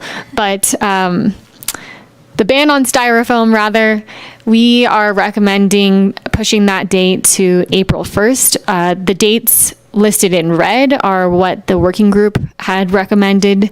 So originally recommended restaurant sale to be banned going into effect on January 1st and retail going into effect June 1st. So we sort of met in the middle, made it April 1st, and that's to accommodate for businesses to exhaust their current stock, but also to allow ample time for outreach to those businesses who would be impacted. We've also recommended shifting the use of reusables for in-house dining until January 1st. So delaying that also by 6 months. Again, that is a response, as Melanie stated earlier, and what I just covered in our survey feedback is just a response to our businesses to be mindful of the difficulties that they are facing right now, still coming back from the pandemic, as well as all of the staffing challenges that we've seen in our community. So the reusables for in-house dining, the fee, and napkins upon request, we're proposing to go into effect January 1st. And then below the timeline, you can see as well what we're proposing is our grant programs. And we can discuss certainly if the town council would like to explore either loans or forgivable loans in lieu of grant programs. But we feel that these are important to really move the needle and really assist our businesses to make that switch. And then all the while, we would be doing community outreach and business technical assistance, starting from the time that we bring an ordinance to council. So we would be conducting robust outreach both to businesses and the public. So what we're looking for now is feedback on the single-use foodware reduction process that we held, as well as the recommendations for updates to the municipal code and grant programs regarding single-use foodware. As a reminder, our next step would be developing a draft ordinance and bringing that to town council for consideration this fall. And then I can bring up the recommendations again for your review. And before I conclude, I would also just like to acknowledge the work that both Mel and Poncho did during the entire duration of the working group. I was on family leave, and so I only attended the first and last of those meetings, as well as the help of Hillary Hobbs. It was a tremendous amount of work, so I just wanted to commend them both for really keeping that ball rolling. Thank you very much, Erica and Melanie and Poncho and Hillary for all your work on this. So we will go to council members for questions first. We'll start this side. Councilmember Pallavi. Sure, thank you. great work. This has been a long time coming, so thank you for bringing it back to us. I appreciate it. Just two fairly quick questions for me. So one, sort of the grant you're referring to, can we just maybe talk about the complexity or ease of use of said grant? Like, I'm thinking like one pager, check boxes, and like couple sentences. Are we aligned in that thought process, or are we looking at multiple pages and hours of work to invest, that type of thing? Can you give me your feedback? I think we're probably aligned in trying to keep it as simple as possible for maximum use from businesses. We'd like to see as high participation as possible. That's also partially why we recommend a grant program instead of a loan, because I think if it's overly cumbersome for businesses, we won't see any participation. Yeah, good. Just resources are spread thin, I think. Yeah, go ahead, Hillary. Sorry. Similar to our Winter Wonderland grant program, we anticipate it'll essentially be if you have qualifying purchases to propose, then you would qualify for the grant. And then there will be a requirement to submit documentation, receipts of how those funds were used. Awesome. Thank you. And then really the only piece that, I think I'm going to want to talk about a little bit is going to go to, it's a combination of the hardship exemption, but also the new food facilities. So talk to me a little bit more in detail about the requirement of new prepared food businesses to comply with all the requirements, such as the space requirements. Because not only are we requiring them to have 3 different types of garbage options and make sure they have enough outside storage for their food waste and their oil and their recyclables and their garbage, but now we're going to make them have enough space inside for all of these extra things. And I just have concerns about physical constraints, landlords, the ability to start a new business, especially a food service business, is usually a labor of love, not necessarily a labor of profit, especially in the beginning. So give me just a little bit more color about how we envision that really rolling out. Yeah, the idea behind that was to kind of prevent letting new businesses apply for a waiver immediately, and rather help them through the design process to make sure they're able to comply right from the start. So all restaurants are required to have at least a 3-compartment sink per environmental health requirements. So if that's sufficient for them to provide reusables and sanitize their reusables, that's fine. But we would just want to make sure that if a business a new business wants to apply for a waiver right off the bat, that we can help them skirt around that. And if they would rather have a dishwasher, make sure that they have that in their initial plans. Sorry. No, and I appreciate that. I think I guess what I would seek a compromise there, and when we get to that, but allowing for a waiver sort of on opening with the intent to move in a different direction as things progress. I just think of so many of our physical locations our physical leasable locations that are not new are quite old and have been operating under whatever circumstances, whether it's from a landlord or an operator's perspective, right? And I think we just have to be able to slip that fine line of how we get there. So I would say, I guess my question is, are we open to allowing waivers on new businesses, or is that going to be one of the recommendations being put forward, to not allow a waiver on a new business? Yeah, so I guess there's probably 2 different circumstances. So one would be a zoning clearance permit if there is just a change of use in an existing building. I think that's where we might see some challenges with citing a dishwasher. And then the second circumstance would be a new build, and there might be more flexibility there for citing a dishwasher. So if we want to include a waiver, I think it might be most appropriate in a zoning clearance permit. Yeah, and I guess along those lines, even if it's not a zoning clearance and it's simply change of ownership, right? They're not even coming to town for any type of permit at that point. So I guess it wouldn't be applicable. Would that be accurate? Right, yeah. So if it's just a change of owner, same location, same type of business, it's just a carryover and they could seek their own exemption should they so choose. Correct, yeah. Okay. Okay. I can be comfortable with that. Okay. Thank you. Thank you. We'll go to Councilmember Zabriskie next. Did I see egg cartons up on one of the early slides? And that was... Yeah, so there was a proposed exemption for the polystyrene ban for food packaged outside the jurisdiction, but that did not include egg cartons and meat and vegetable trays. But now, oh. So egg cartons would not be exempt from the policies. I didn't see from that the in ban. the staff report. But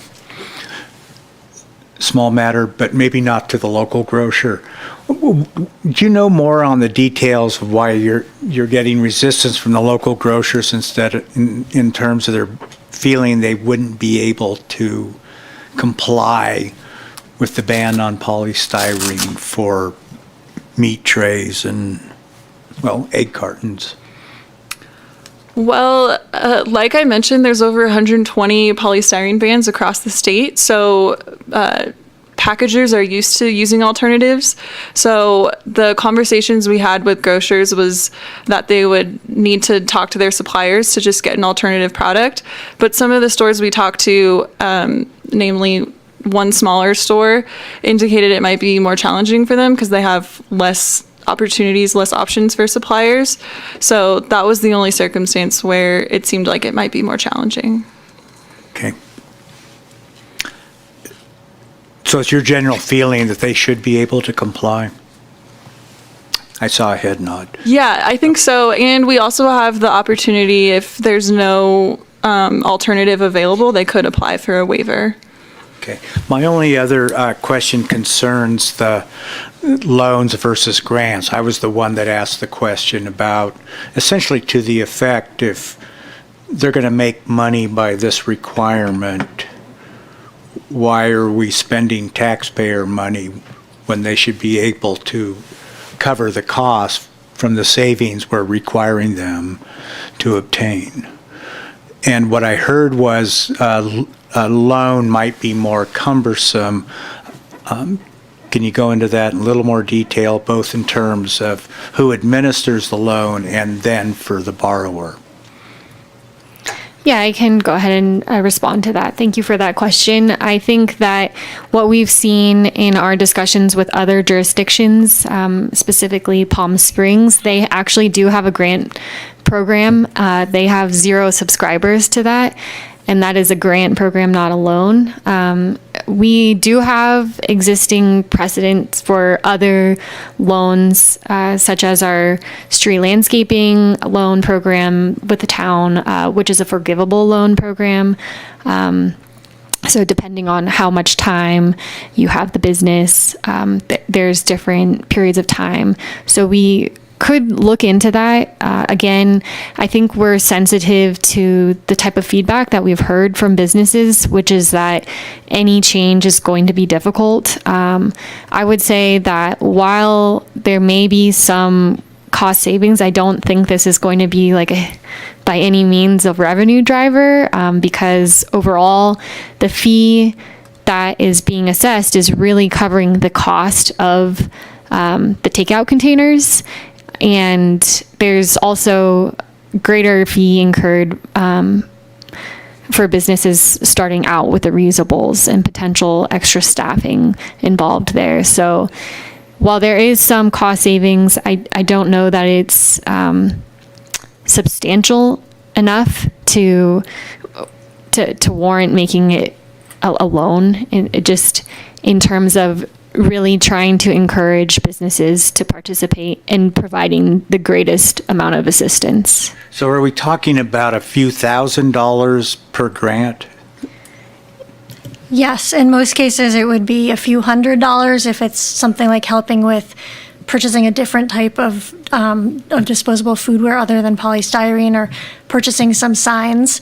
It may be a couple thousand if we're helping with something like a dishwasher conversion. So it's So a a couple fairly of- small amount. Okay. So a couple hours of administrative work could eat up the benefit. Correct. So it alone would be some additional work both on the part of the recipient as well as on the part of the town. Okay. I really enjoyed reading the staff report. It was really logical, was well organized, it was clear. It was just great coverage. It was an excellent job. I could see a lot of work went into it ahead of time because you gather the information and then you organized it really well. But I was really impressed. It was a joy to read. Thank you. Thank you, Councilmember Zabriskie. Councilmember Klofstad. My only question is the timing of the, I love the idea of bolstering AB 1276. My only question is the timing of it, because that law is already in effect, so already they're not supposed to be adding those items. Is there any benefit to trying to do that any sooner than January 1st, 2024? Yeah, the idea of January 1st is to put all of the policies together just to consolidate our outreach. So we have clear and concise messaging to businesses and we're not giving them different dates and throwing different things out there. And that's kind of the reason why we like the January 1st date too. It's an easy, memorable date. So that was the reasoning. We could tag it on to the polystyrene ban, but in the messaging there, but I can see your reasoning for the consistency. Okay, thank you. Thank you. Two additional questions, and you kind of mentioned it in your presentation. We did hear, at least from one commenter, I feel like I've heard other folks mention, we have a lot of visitors. So in any of the comparable jurisdictions, did they have high tourist populations, and do they, in specifically, the non-reusable cups and takeout containers, or, do they see success with the program, if there were any? Yeah, I can go back to that list, but Santa Cruz is one of the cities that's implemented the fee. There we go. Santa Cruz County and City. I think it just went into effect in the beginning of 2021, and we tried to reach out to their staff and didn't get a response, so we haven't heard any feedback from them, but that's something we could continue to pursue because they are another tourist town. Thank you. And then also on the takeout containers, this obviously ties into the Greenbox program. So maybe a two-part question. How many current businesses are on the Greenbox program? And then when you talk to businesses who aren't on, what are the biggest reasons they don't join it? Because I could see that being same reasons why they would find this difficult.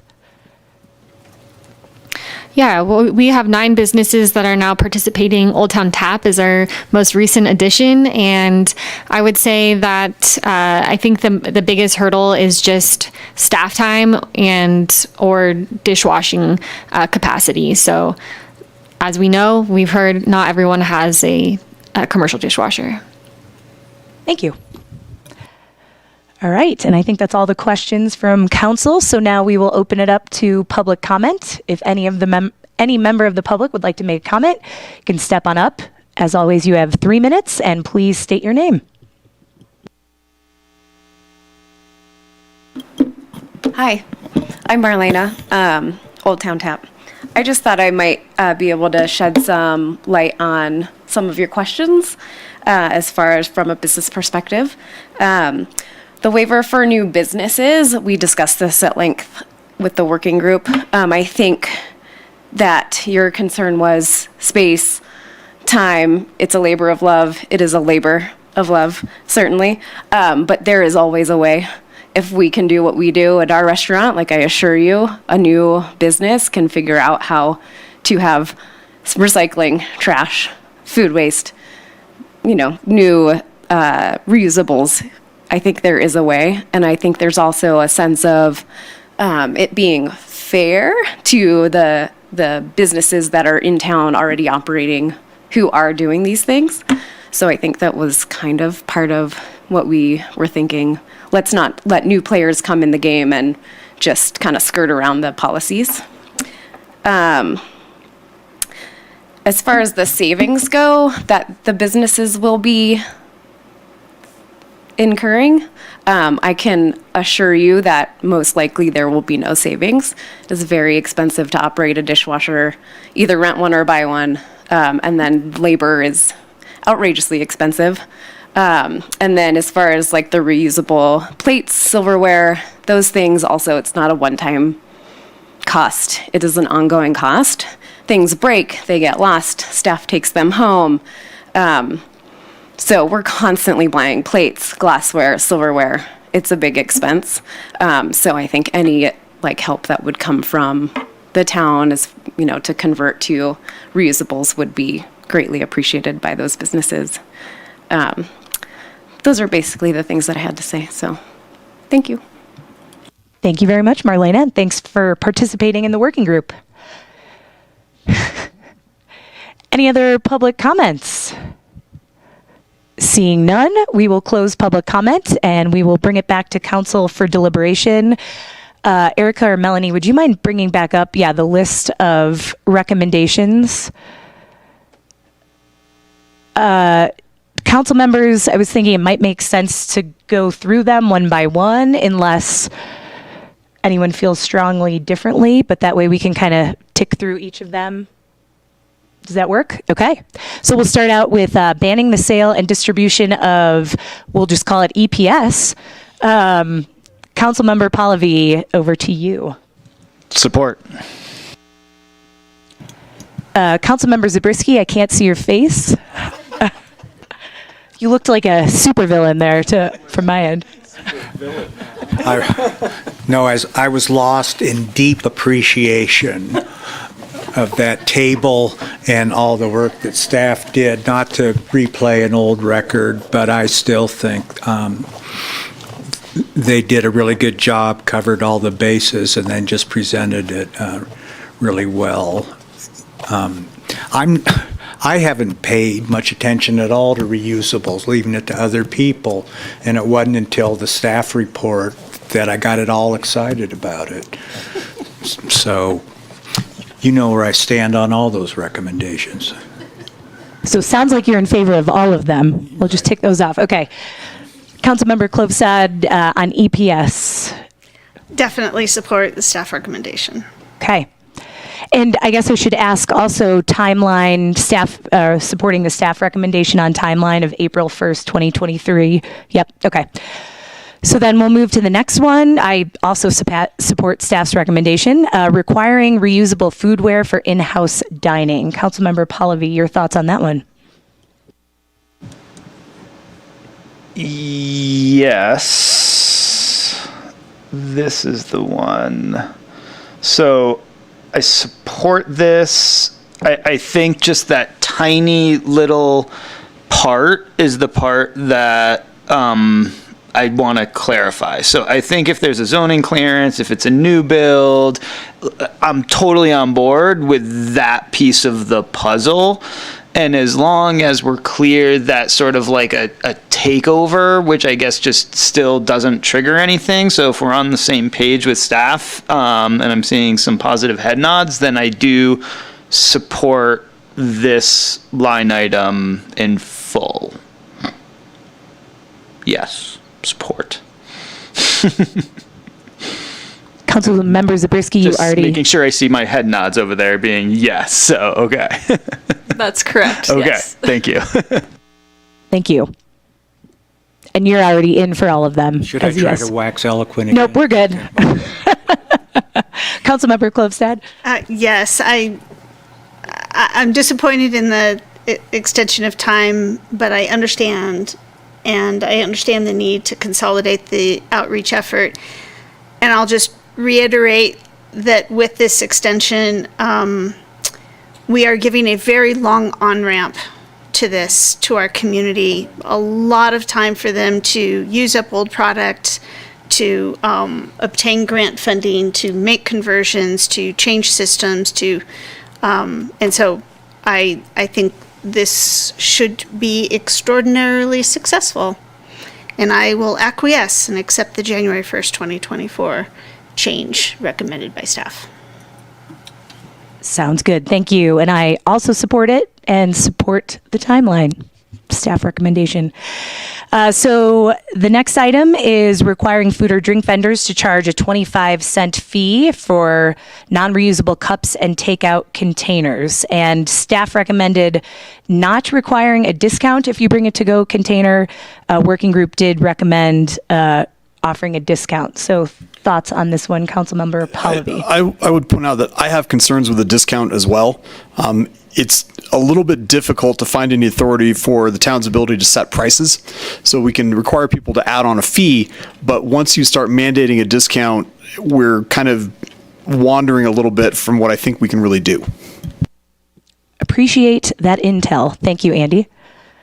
Councilmember Pallavi? Yeah, and I would agree. I think it also just creates a little bit of confusion and sort of just challenge. Like on a menu price list, you're going to have a price of something, and then you're going to have like 3 asterisks at the end of it, right? With like, yeah, but then you get this, and then you get that, and then you get this, and I mean, it's fine. I don't necessarily have to. I'm not that menu writer, but I would kind of agree with our town attorney on this one. I support the 25-cent fee, and I don't support requiring a 25-cent discount if there's a business that wants to use that as a competitive advantage. If they'd like to offer it through their own marketing channels, that's always up to them. There shouldn't be a requirement to have a fee. To me, that might actually result in higher prices at the end of the day if you're going to require a fee to go along with it. So I'm supportive of the fee, not the discount. Thank you. Councilmember Zabriskie, anything to add on this one? We know you support it. Go with staff. Okay. Councilmember Klofstad. This also garnered robust discussion from the working group, and the reason for the recommendation was it was proven through research and surveying and other agency experience that the combination was the greatest impact, and of course that's what we were going for. We were going for maximizing the impact on reducing single-use reusables. That said, so just to have clarity on why that was the recommendation, and there are other jurisdictions that are doing this. I can appreciate the concern of wanting to stay very clear of setting prices, but given all of that, I again am much more interested in seeing a successful program launched and administered than striving for what I would consider to be the highest impact and closer to perfection. So I will, with those caveats, I will accept staff recommendation. I would like to reserve the opportunity to look into this again in the future. Perhaps we can consider it after we have deployed this and hopefully been able to measure some of its success. Thank you. I would agree with all my fellow council members. Doing a fee makes sense. Also, how this ties into the Greenbox program and visitors. This is something, as we're looking at our short-term rental ordinance and ways we connect with visitors. I think this is just for us, when we're doing outreach, to think about, if you have green boxes at your short-term rental, then you save this 25 cents. So just another piece of outreach that can help get a population that maybe otherwise wouldn't have a to-go container on them. So I too support staff's recommendation. And then last staff recommendation was to require accessory foodware items are only available on request to bolster AB 1276 and include napkins. Agreement? Support. Support. I would just clarify that, again, AB 1276 is already enacted, so actually technically we're not doing anything.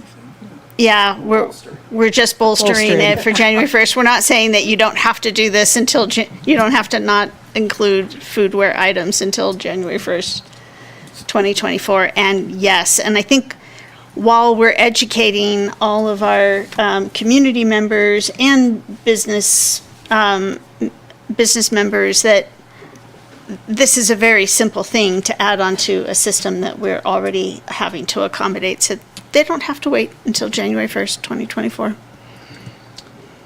Thank you very much. Good points. Did AB 1276 come with local jurisdictional funding or like funding for signage or anything like that? No, it just came down as a mandate with no funding. One of those. Sweet, love those. Got it. Thanks. And it seems to be a difficult one for restaurants to remember. That's why we have to do more community outreach. All right, so tonight we were just providing direction to staff. So staff will be back in fall with the final ordinance, which we will then approve. Hillary, any thoughts? That's correct. We'll be back with a draft ordinance for a first reading and then a second reading, both anticipated this fall. We're looking for adoption by November. Thank you very much. You got all the direction you needed, staff? All right, we appreciate all the work. And thank you again to working group members for participating. All right, we are at 6:57, so I think that seems like a good time to take a 10-minute break. So we will go ahead and come back at 7:07 for item 7.2.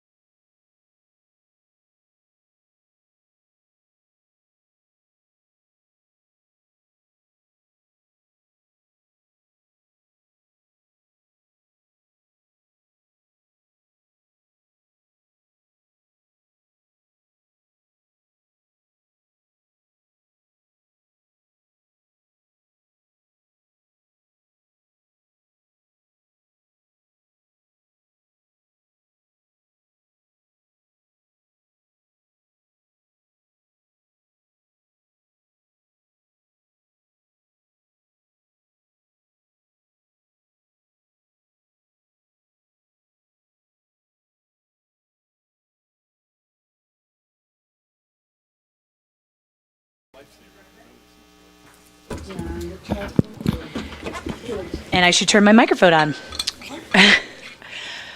Next item on our agenda is 7.2, consideration of a temporary moratorium on land uses prohibited under the draft 2040 general plan. And I'm guessing we have Jenna presenting this evening. You do. Thank you, and good evening. I'm filling in for Laura tonight, and as you mentioned, we are going to discuss a potential temporary moratorium on some land uses that have been included as a prohibited uses in the 2040 general plan. So before I get into the main part of my presentation, I'm going to talk a little bit about how we've gotten here. As you are all well aware, we have spent about the last 4 years developing a draft general plan. And one of the elements that's required by state law is the land use element. And as you are also aware, the land use element identifies all of the different land uses and densities, designations that are allowed in the town, amongst a slew of other things. And in that element, we have a number of land uses that have been proposed to be prohibited, really in response to the aggregation of all the different policies, action items, and goals that are identified in the entirety of the general plan. So what I want to talk very briefly about is what we've done over the last couple months, and the four of you are well aware of this. Back in early June, we released the public draft 2040 general plan.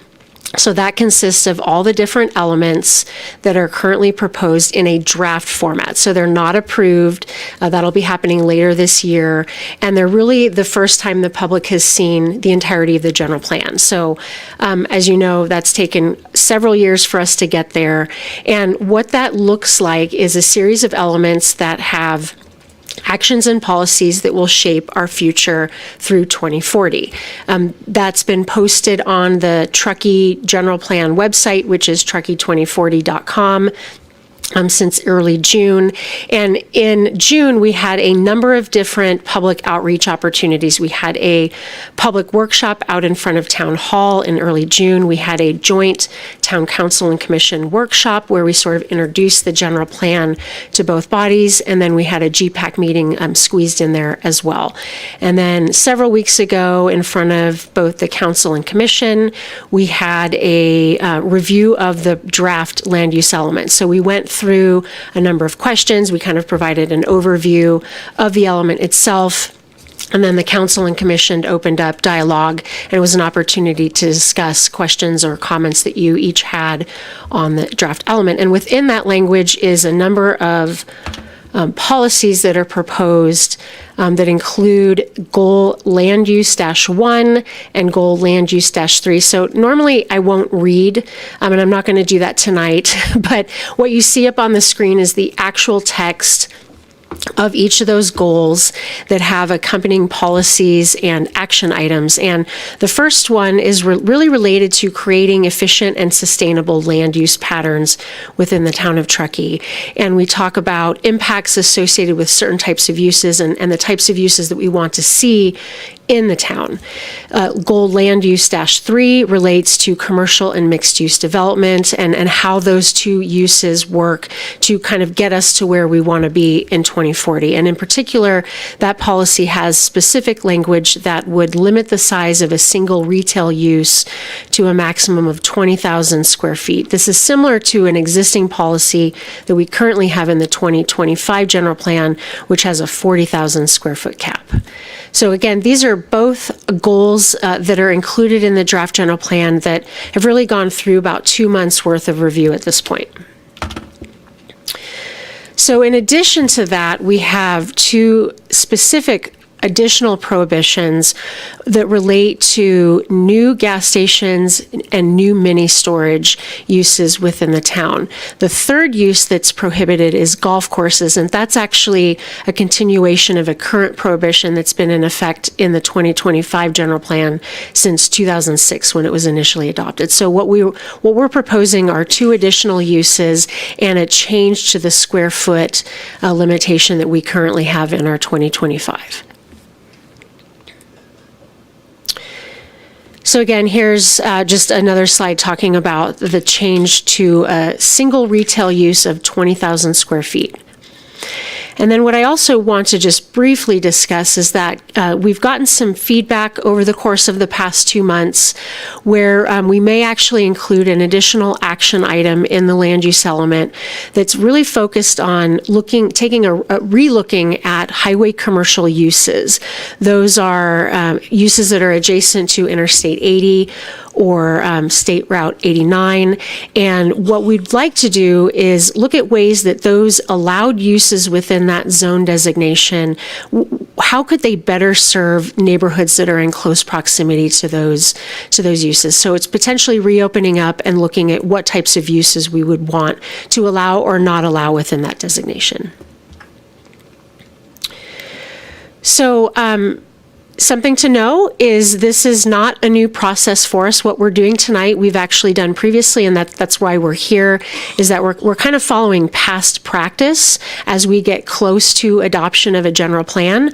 Back in 2005, as we were nearing adoption of the 2025 general plan, the council limited certain types of development applications when that general plan was being formed, and as we knew we were headed towards adoption, where we sort of understood what uses we were going to allow and what uses we didn't want.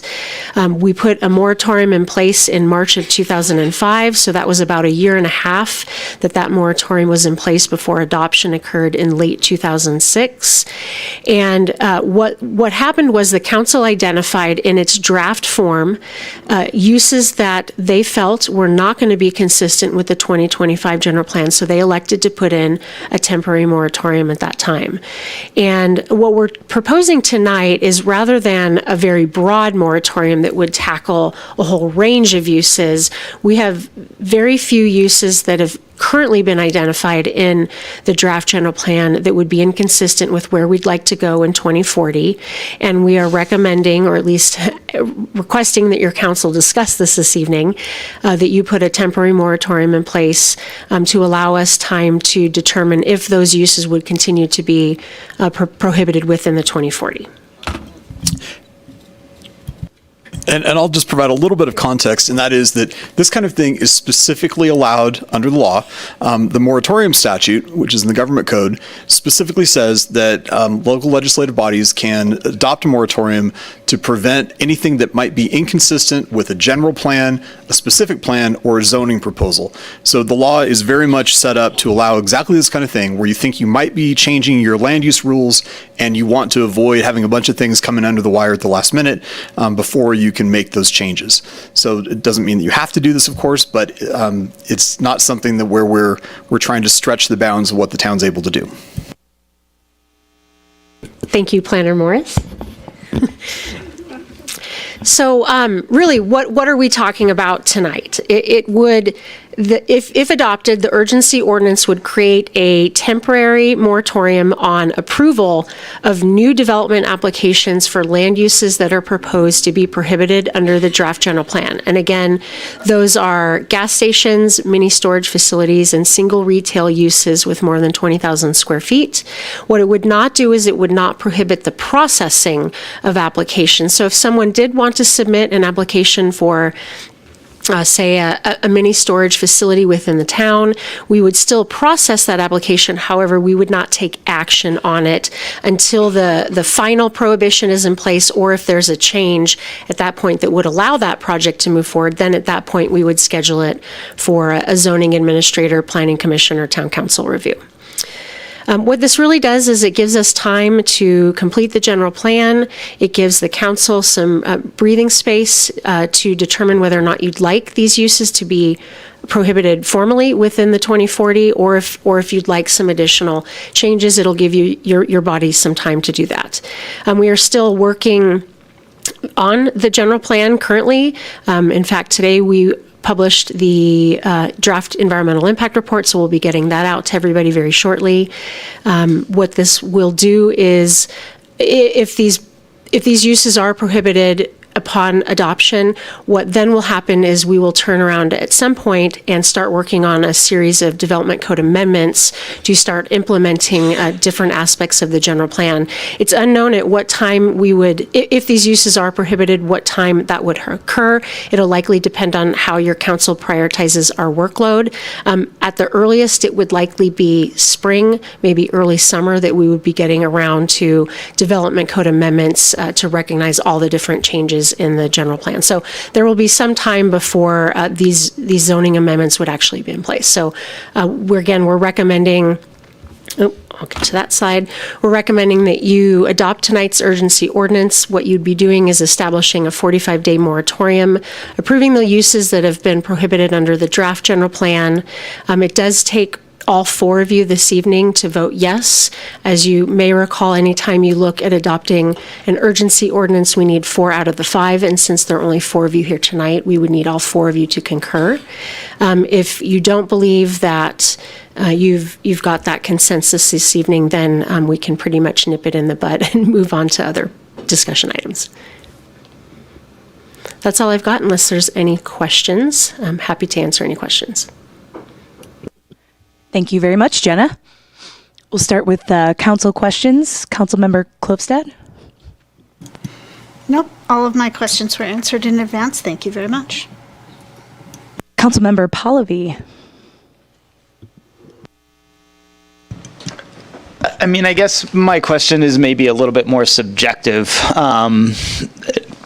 than not, but I was kind of going through the land use presentation from our joint session back in July, just to sort of refresh my memory, because a couple of our questions during, or excuse me, a couple of the questions that were submitted pre this meeting sort of rekindled a little bit of that. And I guess one of the things that didn't jump out at me was, you know, none of these 3 or 4 policies were deemed important enough to discuss at the land use element meeting. But yet here we are being asked to set a moratorium on them.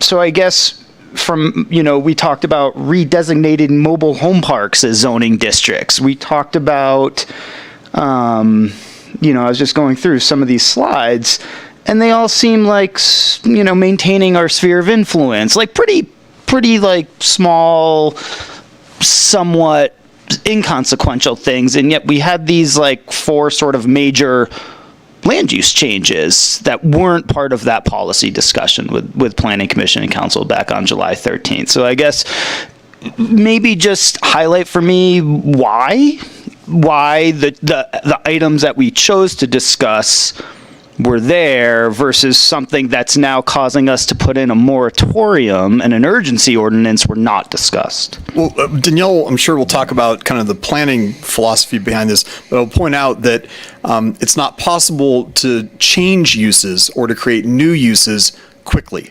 The only thing that can be done quickly is this, which is temporarily stopping certain uses. Thank you.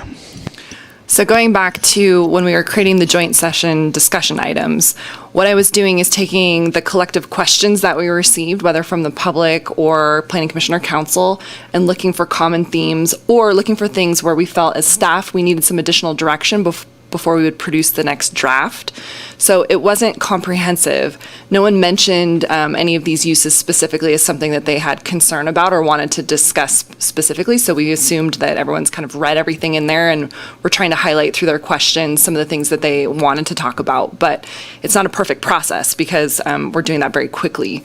So this is a pause kind of discussion for us to be able to still continue to talk about whether these uses are appropriate. But our thought process is, well, if we don't have this moratorium in place, then it could potentially preclude us from really having that more in-depth conversation if that's something that you wanted. But our sense is that because we didn't get sort of major concerns raised, you know, in the questions that we got, that there wasn't a lot of concern just unilaterally.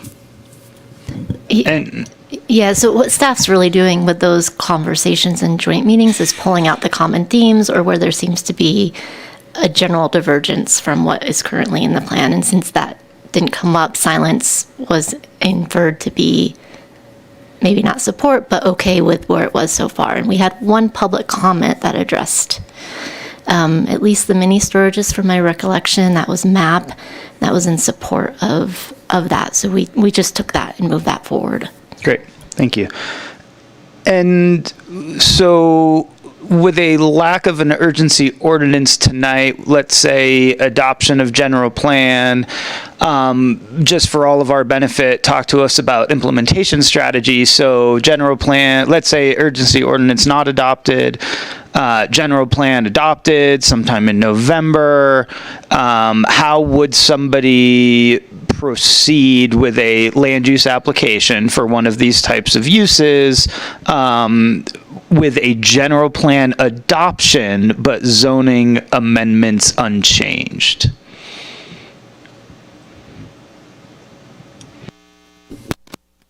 So essentially saying it would be a new 2040 general plan, but we haven't amended the development code. Exactly. I think that's the question. That is exactly the question. Yeah, that creates some challenges for us because now you've got a general plan that says it's prohibited, but you've got a zoning ordinance that says it's okay.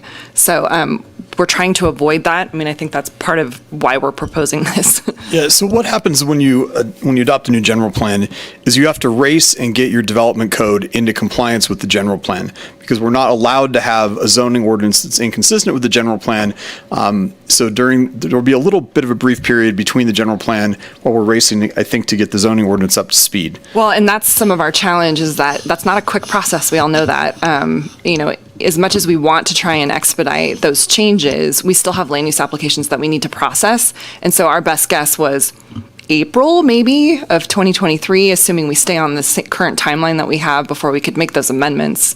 So we're going to have a period of time there where we have these weird inconsistencies between the development code and the general plan. And we're really trying to kind of not have that happen as best we can. But So in that specific scenario, if we get an application in for a use that is still allowed by the zoning code because it hasn't been updated yet, but it's now prohibited by the general plan, we would deny it because it would then be inconsistent with the general plan, which takes precedence over the zoning code.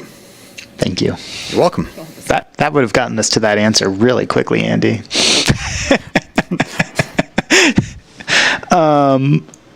What do we do? So last question.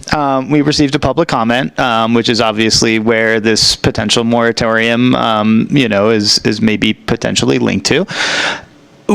So what do we do with an existing land use application? I'm assuming the public comment and applicant that we did receive that comment from has an existing land use application? No, they just did a pre-application. They don't have a formal application. So are there any applications in the queue right now as we speak that would be affected by this moratorium? No. Thank you. No further questions. Thank you. Councilmember Zabriskie. You said there's no applications that would be affected by the moratorium? Not that we have in our planning queue at the moment. We don't have the comment that you received was from someone who did a pre-application, which is like a due diligence type of application. It's not actually a formal one. And so their application could come in at any time? It could. Just a general response on the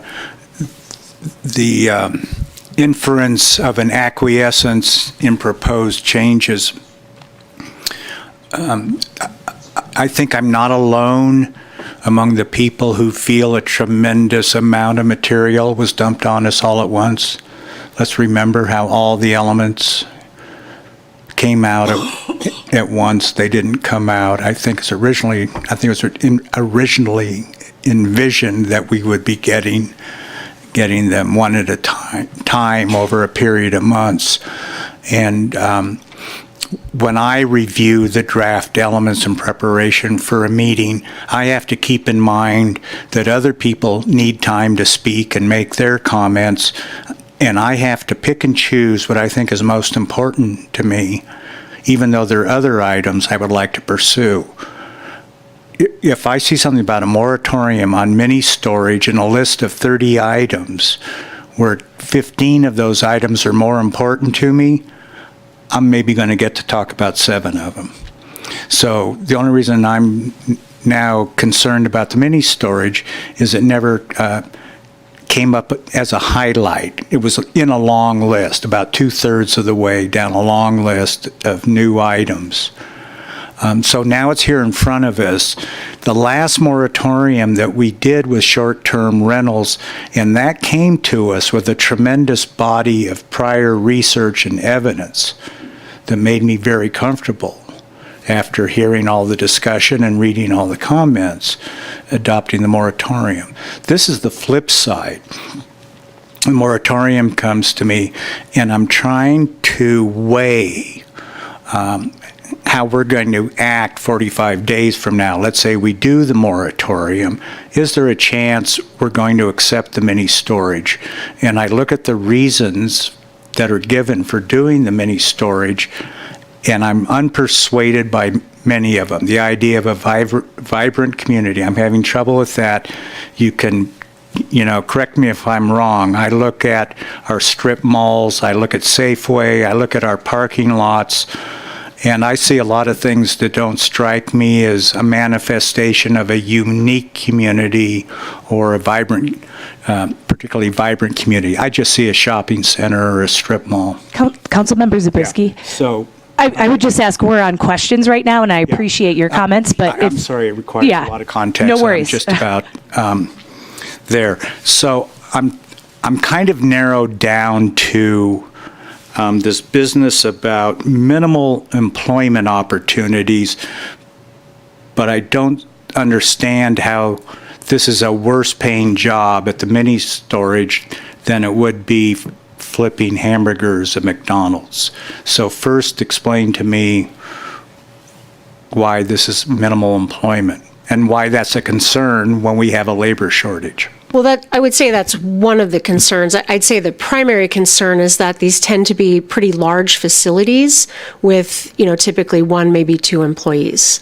So, what's important to understand is that we're not just taking this recommendation, it's in the context of the entire general plan. So this is based not only in land use, but it's also in looking at our economic development element and other elements that are all tied together. So we have economic development element, wow, it's a mouthful, policies that talk about creating, high wage opportunities, creating vibrant opportunities for employment, trying to, maximize our employment and economic development opportunities within the town.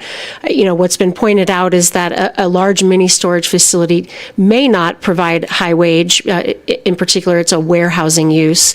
And more importantly, it typically doesn't result in many employment opportunities at all based on the scale of the facility. So that's where that concern is coming from. And Jenna, if I can just give a specific example. So we did have a preliminary application for a 120,000 square foot U-Haul facility over on Pioneer. So this was for Pioneer East, which was envisioned to be kind of smaller buildings with common areas for service commercial uses.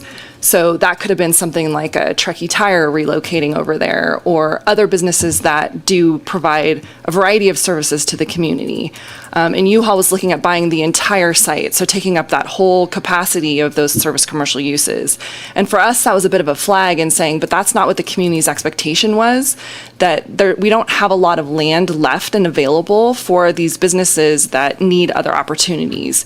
We already have a lot of mini storage facilities.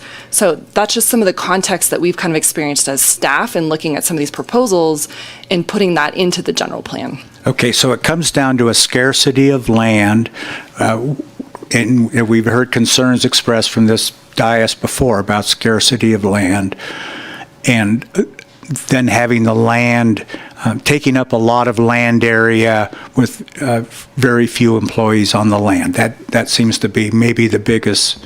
That's one of the primary concerns. And it's a continued philosophy of the same reasoning that the community didn't want to see more golf courses. We already had golf courses, so they didn't want more because of the scarcity of land issue. And it's sort of a focus on one type of activity where if by saying we didn't want more golf courses, we allowed for that land to be used for something else. Okay, then I look at the concern of serving our community, the people who need a place to store things. and whether that space exists here in Truckee or whether they need to drive to Reno or Portola. An example was given of Portola.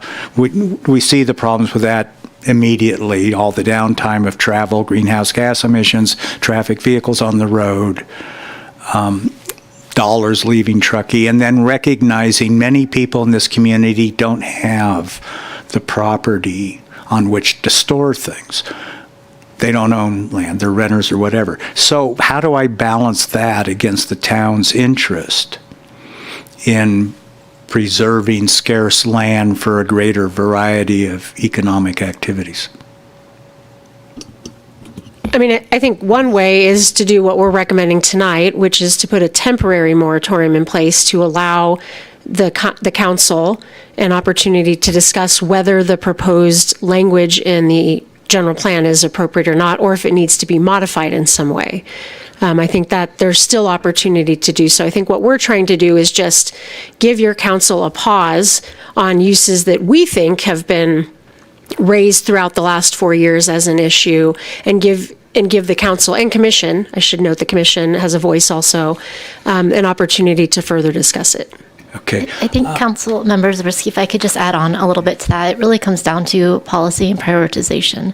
So you have X amount of land space available.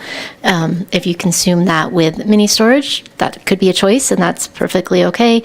You're giving up something for that, and that something is, maybe customer service, services like Truckee Tire or something like that could either relocate off the river, or that you would be driving to Reno to get if it wasn't here in town. So either way, you're talking potential BMT increases. Okay. So subject to what the other council members say and feel and how our deliberation goes, rather than just getting X's and Y's, if we do a moratorium or not, I would like to know something more factual that helps me balance these policy issues. Because for me, the policy issues come down to the underlying facts. I don't have a philosophy pro or con against mini storages. I just know they're under a market economy. People want them. They're paying for them. We got someone wanting to put them in. So I'd like some kind of factual information that allows me to decide what's in the best interest of our community. I have questions on the gas station. I don't know if I should wait. Go ahead and ask your questions. Yeah, I would say we're doing questions now, so. Okay, for me, the gas station issue comes down to, and I want you to help me here if you can, is understanding whether we actually are going to be reducing traffic driving VMT by putting a cap on gas stations or not. For me, in an ideal world, we would actually be moving the gas stations around, since I would like to get them out of downtown, but that's not what this moratorium's about. It's essentially creating a monopoly for the gas stations that are here now. So what are staff's thoughts? I mean, that prompted them to want to put a moratorium or ban further gas stations? Yeah, I mean, we have not done analysis to look at VMT. What we have had is with some of the projects that came in before, such as the Gray's Crossing gas station, some data from them kind of showing what the community's need is. As part of that, they looked at the proximity of gas stations to existing neighborhoods. The downtown ones, although not ideal in your downtown, do serve a variety of neighborhoods because they're centrally located. So if you're in, say, the Prosser or Gray's Crossing area, because there isn't one there now, you would go downtown for sort of the closest one if you didn't want to go up Highway 267. This is really part of, again, the best use of land and sort of what the community's vision is.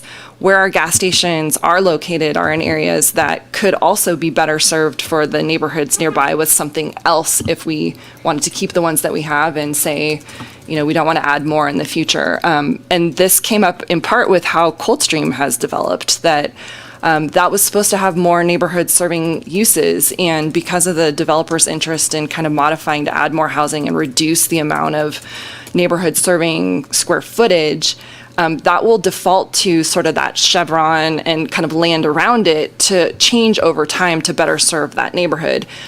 We don't think that highway commercial, just as a zone, has the same need in the community that it did back when the 2025 general plan was created, that we didn't think about this when we were kind of doing the land use alternatives. We thought about it after as we were looking at gas stations and other uses of, we should have a future action included to go back and revisit what is the purpose of highway commercial? Is it to reduce VMT? Is it because we want people who are on the freeway to, only get off at those stops and get quickly back on the freeway? Or is it an opportunity for us to revisit that area as better used for the surrounding neighborhoods now that people have smartphones and can just basically Google wherever they want to go anyway? It doesn't have the same need that it did before. So no, we don't have data about VMT. We would like the opportunity to provide more information if that's something that council's interested in. But there is a chance that if we don't do the moratorium, then we may have others that come in between now and then. Yeah, I'd love to be persuaded that by putting a cap on gas stations, that's actually going to reduce gasoline consumption. But it may just make a lot of people mad instead.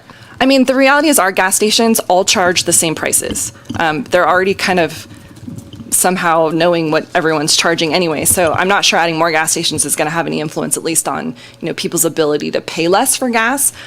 Maybe if they're in different locations, that could help with people's circulation. But the places where they're currently allowed don't really change much of the patterns of people's behavior. You could get another one at Gray's Crossing, and you could have one over by Coldstream. Okay. Was there something in the answers to the questions to the effect of we're looking at all new vehicles having to be electric by 2035? Is that what it is for the state, or at least in California? Yeah. Okay. Those are all my questions. And the fact that you can put EV charging stations, virtually anywhere. They don't have to be, in a gas station format. We have them in parking lots, and that will probably change over time too, as that becomes the primary way people charge their cars. Yeah, in my perfect world, we would have a fueling station that's going to convert to electric vehicles in alignment with the shift to electric vehicles. And have it all happen fast. The other thing I would say too is that we could create a new land use, which we don't currently have, if that's where we're going, where it's not a gas station definition, it's more focused on EV. We haven't done that yet because we're not there yet, but that's a future opportunity too, is just to create a new land use and decide where those are appropriate. Okay, thank you. I just have some follow-up questions that have exactly to do with this, and especially have to do with the highway commercial zoning district. So by eliminating gas stations, if we were to do this, what does that leave possible in a highway commercial district, zoning district? You mean all the allowed uses? Yeah. Oh. So if we've had 4 years to talk about zoning districts, we've had 4 years to talk about focus areas, we've had 4 years to talk about our zoning map, and we're here tonight to talk about the highway commercial zoning district primarily, and I don't know what we're going to do with our highway commercial zoning districts. So help me. So part of it is that we would add an action to go back and revisit what's a more appropriate zoning district in where they are located now. So you have the one at Coldstream, you have where the Dairy Queen is. So we're going to make an action to do that. We're going to get to that in another 4 years. So what happens in the next 4 years in highway commercial zoning districts? Yeah, so currently you could do a drive-through business with a use permit, fast food, convenience store, office. Yeah, some like professional office. It's pretty limited. Right. Okay. You answered my question. Thank you. No further questions for me. So we will open it up. Oh, another question? No? Oh, I thought Anna had questions. Nope, she's just smiling. All right, we will open it up to public comment. Any public comments on this item? Seeing none, we will close public comment and bring it back. Councilmember Klövstad, we started with you. We'll go back to you first. Yes. This has been, I would just like to reflect on, I think this has been talked about quite a bit.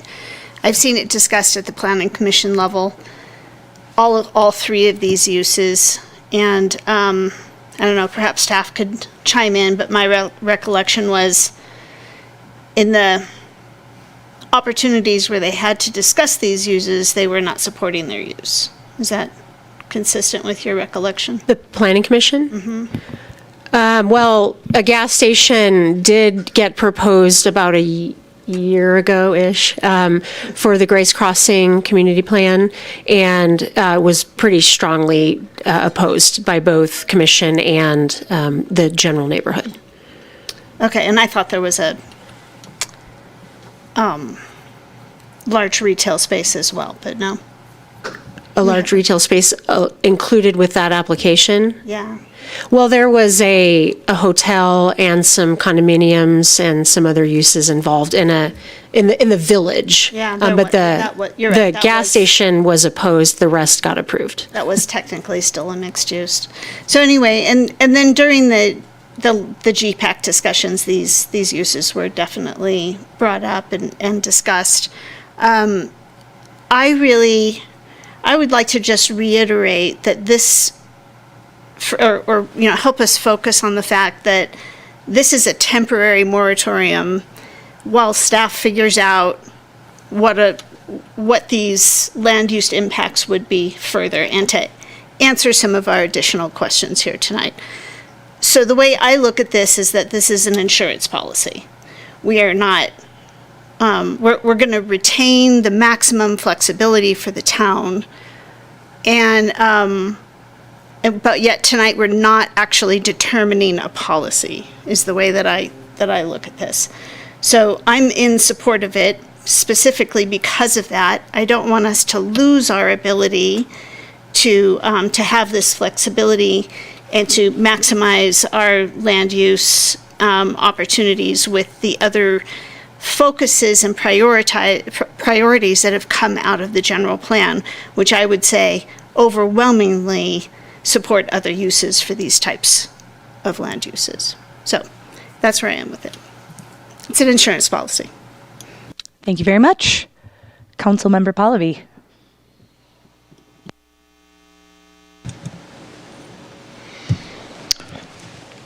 I don't know. I'm going to wait to hear from Councilmember Zabriskie a little bit, but I'm going to, I have a problem with this. The main problem I have is that sort of the questions that I answered, and maybe because you've been at every GPAC meeting, you've heard it to death, and I haven't been to a single one, so I honestly hadn't heard it discussed in the public realm once.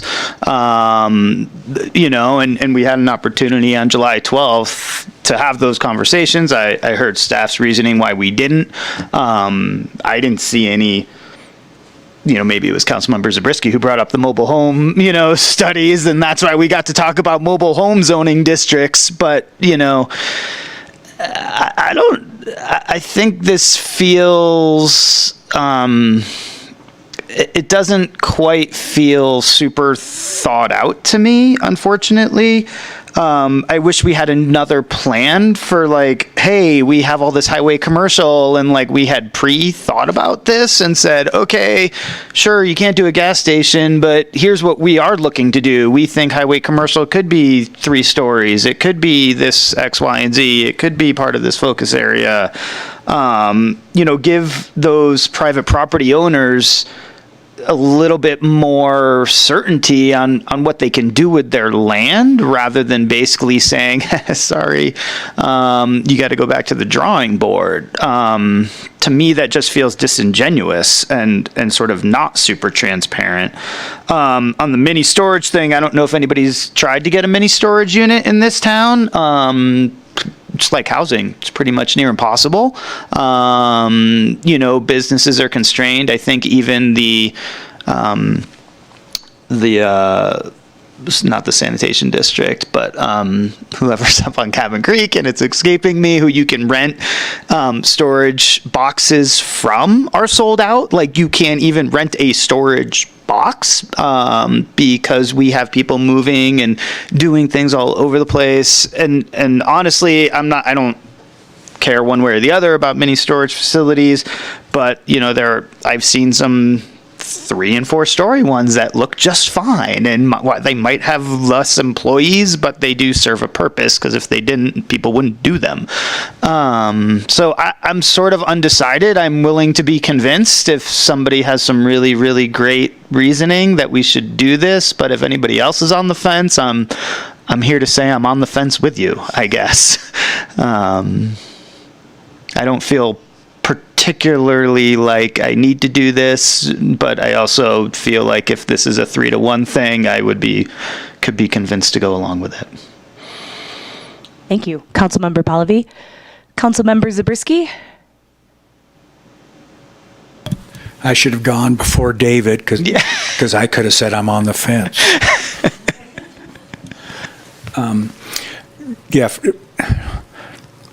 To maintain a status quo, I'd be willing to do a moratorium, but that's with the caveat that I need to see evidence that justifies limiting the use of the property and prohibiting uses of property for new gas stations or mini storage. I need more evidence that's really in our community's interest, rather than just treating it as a matter of philosophy or some kind of policy. I was on the Planning Commission. I remember that evening when we had the discussion about the gas station in Gray's Crossing, and I was in the minority, but I was unpersuaded by the arguments for opposing it. For lack of another word, it was pretty much NIMBYism. We like gas stations, but not near us. And so I kind of discount that as an expression of sound policy, or a reflection of what the community wants. Community wanted Grace Crossing wanted a gas station, not just next to them. So I'd really like to hear more factually why we're going to prohibit mini storages when so many people in our community need mini storage. And I think it comes down to land. I mean, you could convince me by showing me just how many acres we're talking about, what's left for development and what's the demand for that land that's zoned for industrial or commercial use. Yeah, how much land do we currently have zoned that would accommodate either a mini storage facility or a gas station? How much land are we talking about? Do we have that answer tonight? And some measure of what's the demand for that land. What's the alternative demand? So I don't mind doing a moratorium while we put that information together, but I think the burden is on the proponent of the long-term ban to justify it with something more than vibrant community. And if the proponent in this case is staff, I'd rather see my staff spending time on all the housing projects in their queue. I know. Not proposing moratoriums when we nobody up here asked for a moratorium at any one of our meetings in the past year. I will jump in. I will jump in and say, I totally agree with that. But if we allow for some of these uses, maybe housing could have gone on some of these land spaces. So by allowing these to continue, then maybe we're precluding other opportunities. So I guess I look at it as those of you on the fence, I'd welcome you to come to the moratorium side. Because there's a lot of unknown questions still to be answered. So if we set up this moratorium, staff can work on getting some of this information, then we can decide, do we want this in our general plan or do we not? And, I'm with Councilmember Klofstad that I have heard from public that have concerns about continuing to potentially allow some of this that would then restrict other opportunities in the future. And I think, as was mentioned, EV charging stations are probably going to be a lot different than gas stations in the future. So it's not that, okay, we could allow a new gas station and then it could evolve to an EV charging station. It could, but we also will probably just utilize 5 stalls here, 5 stalls there for EV charging stations in the future. So now we've got this big potential landmass that won't change as well into an EV charging station to a gas station. So I just say, I don't know exactly where I am on this issue yet, but I think a 45-day moratorium makes sense while we get more of these details, can hear from the public. Because I also agree with some of the concerns. I think there was a lot to discuss at that first meeting on land use. And I do think some of this stuff maybe, we didn't realize, or the public didn't realize that maybe I should comment on this. So this gives them an opportunity to also weigh in more without allowing these things to move forward before they do that. Look, and I get it. I'm with you. I get it. Here's my problem, and I hate to keep spending time on this because to me this feels like a waste of my time. I would rather be moving things forward rather than putting things backwards and causing stoppages. We asked for a moratorium when we started the general plan. We had people in this room asking for a moratorium on everything, on all development applications, so we could finish the general plan in 1.5 years or 2 years and there wouldn't be any distractions. The answer was no. We've asked to prioritize housing projects. The answer's been no. We've asked for a lot of these types of things over the years. We haven't come to agreement on any of them, and now we're sitting here randomly 60 to 90 days before we're about to adopt a general plan, and we're debating the efficacy of a 45-day moratorium, which we're going to have to hear again in 45 days in order to renew, which we're going to do, right? So let's not kid ourselves. We're not going to sit here 45 days from now and debate this again. I'm not going to waste my time doing that. So that's my problem, is we pointed to a 2005 precedent of when we did this, when we've had the opportunity to do this over and over again, year after year, and now we're on the final stretch with one leg left to go, and now we're doing it? Like, come on. I don't know. Like, if somebody's got a project and they've been planning on doing this, whether it's a pre-application or not, I don't get it. It doesn't sit well.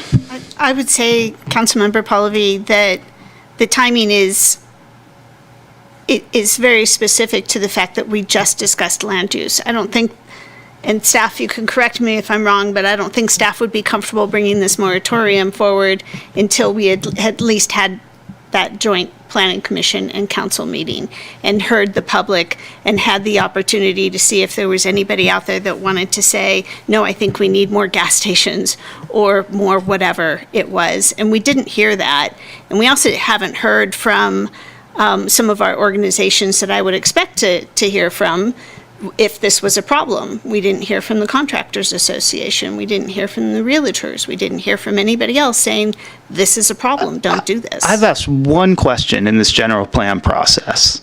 That one question was, have we included it was about numbers. It was about data. It was about, have we included, we got answers on sphere of influences. We got answers on mobile home zoning parks. We've got answers that are 8,000 pages long, thanks to so many of our amazing constituents. I haven't gotten an answer to my one question.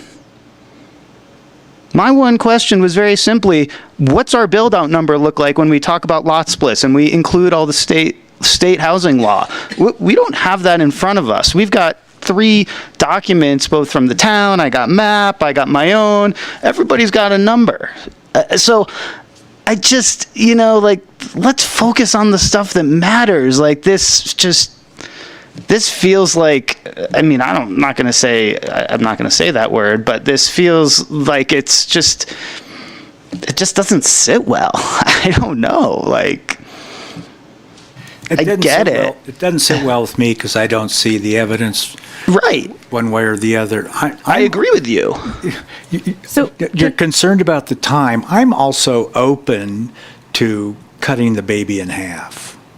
Is that a bad image? Okay. I'm also open to a compromise. More of a compromise. Some maximum land area for mini storage. Maybe allowing them to go up instead of having to go out. And the same on a gas station, either location or number, a combination of both. The outright ban on anything new rubs me wrong on both items. Something a little less severe, so I could probably accept. I'll jump in here and I'll say 2 items. I feel like if we don't have all the information we'd want, then we don't have the information to do a compromise either. Great idea.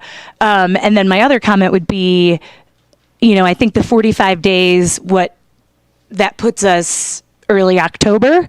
So by that time, the land use plan will have come back to us again at our joint workshop.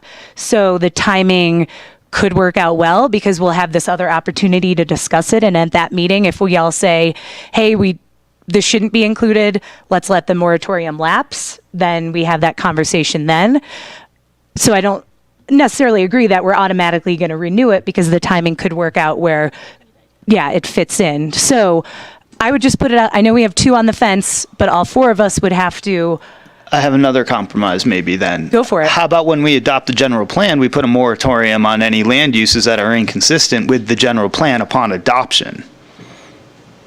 And give staff the time they need to get their work done. You won't need to do a moratorium on uses that are inconsistent with the general plan because we're simply not allowed to approve those uses. Once the general plan is adopted and takes effect, the staff cannot approve anything that's inconsistent with the general plan. Simply not allowed to. People will still submit applications, as Danielle said, but even if the zoning still allows it, if the general plan doesn't, we can't approve it. Fine. I'll go along with it. And when we hit the 45 days, we'll re-examine it, because this is an urgency ordinance, right? So it's a single reading tonight. We have to revisit this in 45 days. I will request that it's not on consent and that it comes back as a discussion item. And if we hear from the public or others in that time, we can discuss it at that point. I would compromise on that, Councilmember Zabriskie. Second. All right. Is that a motion? Yeah, Dave just made it. All right. Then we will take a vote. All in favor? Aye. Opposed? It passes 4-0. Thank you. Good discussion. Appreciate that. All right, we will move on to our next exciting item, Truckee River Legacy Trail Phase 4A, C0702, the bridge alternative. And I believe we have Jessica. Oh, and Jessica is pulling up her the discussion. I almost forgot to provide the late breaking news. Jessica's pulling up her presentation. So the Board of Supervisors did take action. They voted 4-1 to place the measure on the ballot in November with a 10-year sunset and direction to work with Town of Truckee staff to bring back at least a discussion on the MOU for August 23rd, if not a proposed MOU. So we'll be working with them on that fairly quickly. Great. Thank you, Jen. Thanks, Jessica, for the news break. No problem. Good evening, Vice Mayor and council members. I'm bringing you the Truckee River Legacy Trail Phase 4 Bridge Alternative. We discussed this item back in May. Oops. At the May 24th council meeting, we awarded the contract to our contractor, and at that meeting, council directed staff to review alternative bridge types because the bridge was so expensive, more than we anticipated. The goal of looking at an alternative bridge was to reduce the overall bridge cost for the bridge over the Truckee River. For this project, we have a partnership with the Truckee Donner Land Trust, and we have an existing MOU to split that bridge cost, 25%, 75%, with 75% being paid for by the Truckee Donner Land Trust and 25% by the town of Truckee. And also the Land Trust funds 100% of the trailhead facility.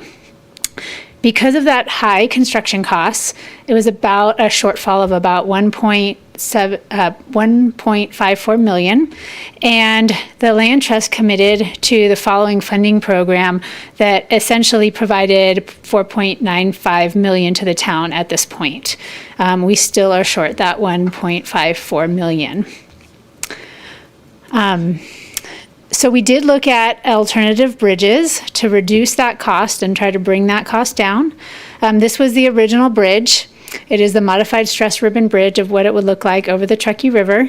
It has a very thin bridge deck and then an arch support. So this is kind of what it looks like if you were to look down the river. And the alternative we found, these are some examples. It's a truss bridge made out of steel, and it would span the river. It looks similar to other bridges that we have in Truckee, such as the Trout Creek Bridge or the Martis Creek Bridge, and these are existing in our town currently. I do want to point out some of the differences on these bridges. Where the bridge will cross the Truckee River, we will have, you can see in this picture down here, the bridge abutments. They will be larger than the arch that's in the bridge, that's in the stress ribbon bridge. So that bridge abutment would be approximately where this arch starts on both ends. So you'll have some bigger masses on either end. The fiscal impact of this is this alternative bridge would be a cost reduction of about $1.25 million. It includes the estimated design costs in there that will require for us to have Loomis do a 100% design of the bridge. And the current estimated construction cost is about $14,360,000. And the estimated construction cost with the alternative bridge will be $13,110,000. So the remaining funding shortfall is approximately $290,000, currently proposed to be funded by Measure R, or unspent contingency. We have about a 10% contingency in these budgets for construction. So that is where this stands right now. We're at about 30% design. So we won't know the final cost of this and the final cost savings until we get through 100% design of this project and the contractor gives us a change order. Therefore, our recommended action is for Town Council to direct staff to pursue a change order to construct a prefabricated truss bridge and eliminate the stress ribbon bridge from the Truckee River Legacy Trail Phase 4A construction contract. And do you have any questions for me? Thank you very much, Jessica. We'll start over here. No questions from Councilmember Pallavi. Councilmember Klivstad, no. Councilmember Zabriskie. If we wanted to have some kind of decorative rusty steel that blends with the truss bridge, what would be the process for finding out the cost, and would it have to then come back to council for approval? And if so, at what dollar point would it have to come back? I'm trying to see if we couldn't decorate it just slightly in some traditional fashion without it having to see this item on the calendar again. What kind of decoration are you thinking of? Something, Truckee-like. Christmas lights. Bears? Horses galloping on the side of the thing. I don't know. A miner, an old railroad worker. Jessica, maybe I can. There are some communities that I think if you drive into Carson City, for example, on some of the bridges, they have figures running across the span of the bridge. I think they're metal. There's probably options. I think staff would recommend that maybe be visited by the Arts Commission, and maybe they could have some concepts and it would come from funding in their pot. But that's just one thought off the top of my head. Yeah, and I would offer, we are in the middle of a construction contract right now. And, designing a new bridge in the middle of a construction contract and then change ordering it into the contract, that takes time. Figuring out how to, my experience with doing artistic stuff is it takes a long time. Okay. It's not much money, but it's a lot of time delay to figure it out. So if we were going to try to figure out decorations for the bridge, we would need to be process light to extremely light in order to make this kind of work in with the construction schedule. And on this type of bridge, it would be difficult to do it after the fact. Build the bridge and then come along later and say, gee, I want to throw on. Probably depends on what it is. Yeah, I mean, I think if it were put the bridge in and then try to put stuff on it afterwards, I don't think that's a wholesale impossibility, if you will. Be easier if you just came out in the middle of the night and hung stuff, probably. Kind of like the ants, the decorations on the ants up at the Prosser Roundabout. Thank you. All right, we'll put ants on it. All right, thank you. Those are all my questions. All right, no, I don't have any further questions. Thank you. I will open it up for public comment. And again, you have 3 minutes. Please state your name. I'm Monty Cleaves. Can you turn the microphone on? I'm Monty Cleaves, and I'd like to know if there's a time constraint on the spending of the money that's been put aside for this. Can I ask you, is there a time constraint? So you have 3 minutes total. So I would say if you have additional questions, ask all your questions, make all your comments, and then we can ask staff to clarify at the end of public comment. Okay. If there's no constraint on the spending, why aren't we letting the open space take the extra time to get the extra money to build the beautiful bridge that they want? If there is a time constraint to spend the money, why aren't we looking at bridge options that are half the price that I've provided in prior meeting minutes that weren't brought forward but are still in the archives? You can get this bridge done at a location that was favored by the staff for less than half the money. And you could use that money to then pave the parking lot across the street where people could park to actually use the bridge. And we just heard that there's a transit issue that needs addressing, and wow, couldn't we use that parking lot and the crosswalk that we need across the tracks to get the access to downtown to be able to be used to a transit hub in that parking lot? We could probably afford that, but maybe the land trust would rather use the couple $1 million savings on buying more open space rather than paving parking lots. That'd be their call, I imagine. One of the other things I want to get in the last minute is that I was worried about the comment about what are the sunk costs we have in these projects. Sunk costs are gone. It's done. You don't get to do anything about those. What you need to do is decide, what do I do going forward? What's the best path? What's the best use of the dollars that I'm going to spend next?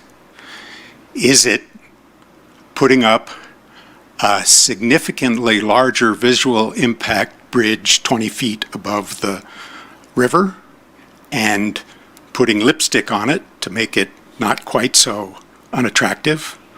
Or can I save some bucks, put my access down by the river to get the river access that we want for that tract anyway, and save a bunch of money? Time's up. Thank you very much, Monty. Any other public comments? And before we will go back to staff and ask your question. Good evening, Vice Mayor Romack, Town Council, and Town Staff. I'm John Swan. I'm the Director of the Truckee Donner Land Trust. The Truckee Donner Land Trust supports the staff recommendation. At the same time, while the staff is pursuing that, we're going to look at everything we can until we run out of track on other options. The initial bridge was when the Truckee Springs acquisition occurred. It was a true community effort. We had a committee for the bridge design as well as the acquisition and the stewardship of the property. And the bridge committee wanted a bridge that brought people from historic downtown over to Truckee Springs, as well as something that was unique and interesting to look at and kind of would be an addition to the town as some of the other iconic spots in town. Initially, it was thought to be less expensive as well, because it would be it would have less footings to bridge the entire floodplain. As we know, that didn't turn out to be the case. So that's where we are. But we appreciate the effort and the momentum behind this, and we think that getting the bridge in place and getting people over to Truckee Springs and to the Legacy Trail is the top priority. Thanks. Thank you, John. Any other public comments? All right, we will close public comment. So 2 questions just popped up there, Jessica. The question first on time constraints to build this bridge. Are there time constraints to build this bridge? Can you speak to that? Yes, we have awarded this contract already. We can't delete a bridge in its entirety without replacing it with something. We have to do a change order to substitute a bridge type in that. And the contract is deadline is September 1st, 2023 at this point. We could extend it if we want to, with, probably a much larger cost if we don't allow, if we say you can continue or that sort of thing. Thank you. And then John just kind of mentioned that they'll continue to work on other options. If we make a recommendation to do the change order, can we go back if all of a sudden a big donor gives them $5 million, or once we've gone down the change order route, we're going to go down the new bridge type? I think we can change our mind, but we will have spent the design fees already. So that will be a sunk cost, just like the design of this bridge already is a sunk cost. Yeah, so I think after we execute a change order with the contractor to redirect them to not build this bridge, but to build a different one, that's pretty much where we would need to be done changing bridges around. Yep. And that would be, what did you say? We're at 35% design, so that would be at the 100% design with actual costs? Yeah, before we sign the change order, we would check, have to check back in with you guys to make sure this is what you want, and we'll have actual costs by then. Yeah, and to be clear, our intent, this is a big change order. Our intent would be to come back to you as the council. We've given what we believe to be reasonable order of magnitude numbers as it relates to what the modified bridge would be, but we still need to finish sharpening the pencils and with both our design and with the contractor's pricing. We haven't gone through that process yet, which would be the next and final step in the change order process. Thank you. All right, to deliberation, Councilmember Pallavi. Weren't you first? Don't look at me like that. I don't know if I was first. Yeah, this is the course we set. We hear you loud and clear. You've been with us. We had the pleasure of being on a tour with you. As far as sort of landings and everything else goes, I think this is far enough along that I support where we are. So keep it moving. Councilmember Glivstead? Agreed. If for some reason there is a great donor that shows up, then yes, we will have sunk the truss bridge design, but we'll go back to the other one, so then that becomes a not sunk cost. Of course, I would love to see that, but I really appreciate staff's commitment to coming up with this alternative, and the Land Trust coming up with the additional funds to even get us to this point.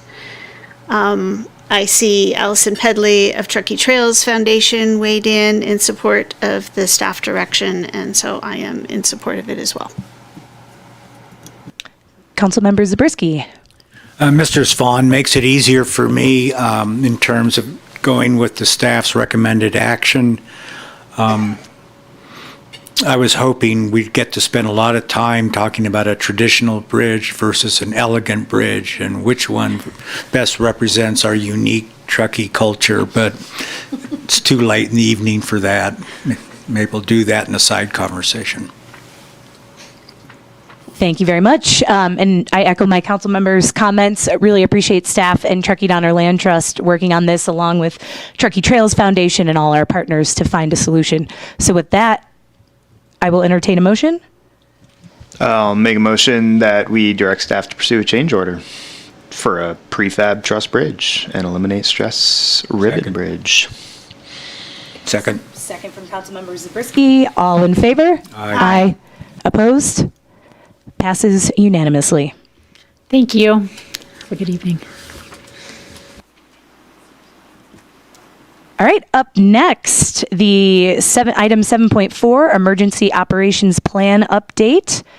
The man with the second best name here in Town Hall, last name, just kidding, Robert Womack, our Emergency Services Coordinator.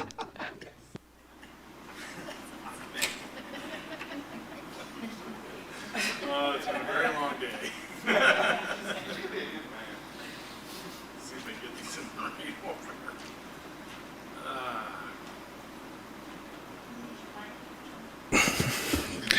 I am so used to, you know that, I just don't turn the mic on like I should. We're there. Okay, so thank you, council, for letting us bring this forward. This is really more direction than anything else. We will come back to you next month for actual adoption of the emergency operations plan. So we just kind of put that out there for you. EOPs can have many names. I mean, they kind of get bandied around depending on who's doing them and where they're getting done. But we use emergency operation plan. This one will have a date of 2022 on it. Emergency operations plans don't typically expire, but we do revisit them and update them. We'll talk more about that in a moment. It's not really what we would call an incident action plan. The Emergency Operations Center and the town, when we're talking that level, is not directing operations in the field generally. And again, we're going to talk a little bit about that, but sometimes that gets confused. Emergency action or incident action plans are the operational plan we use during an incident. We may have something similar we develop in the EOC, but that's not what this is. This is the overarching guiding plan for how the town will respond to different incidents. It's actually required only because we have a disaster council, which every municipality in California has a disaster council. So it's kind of backwards, but that's why it's required.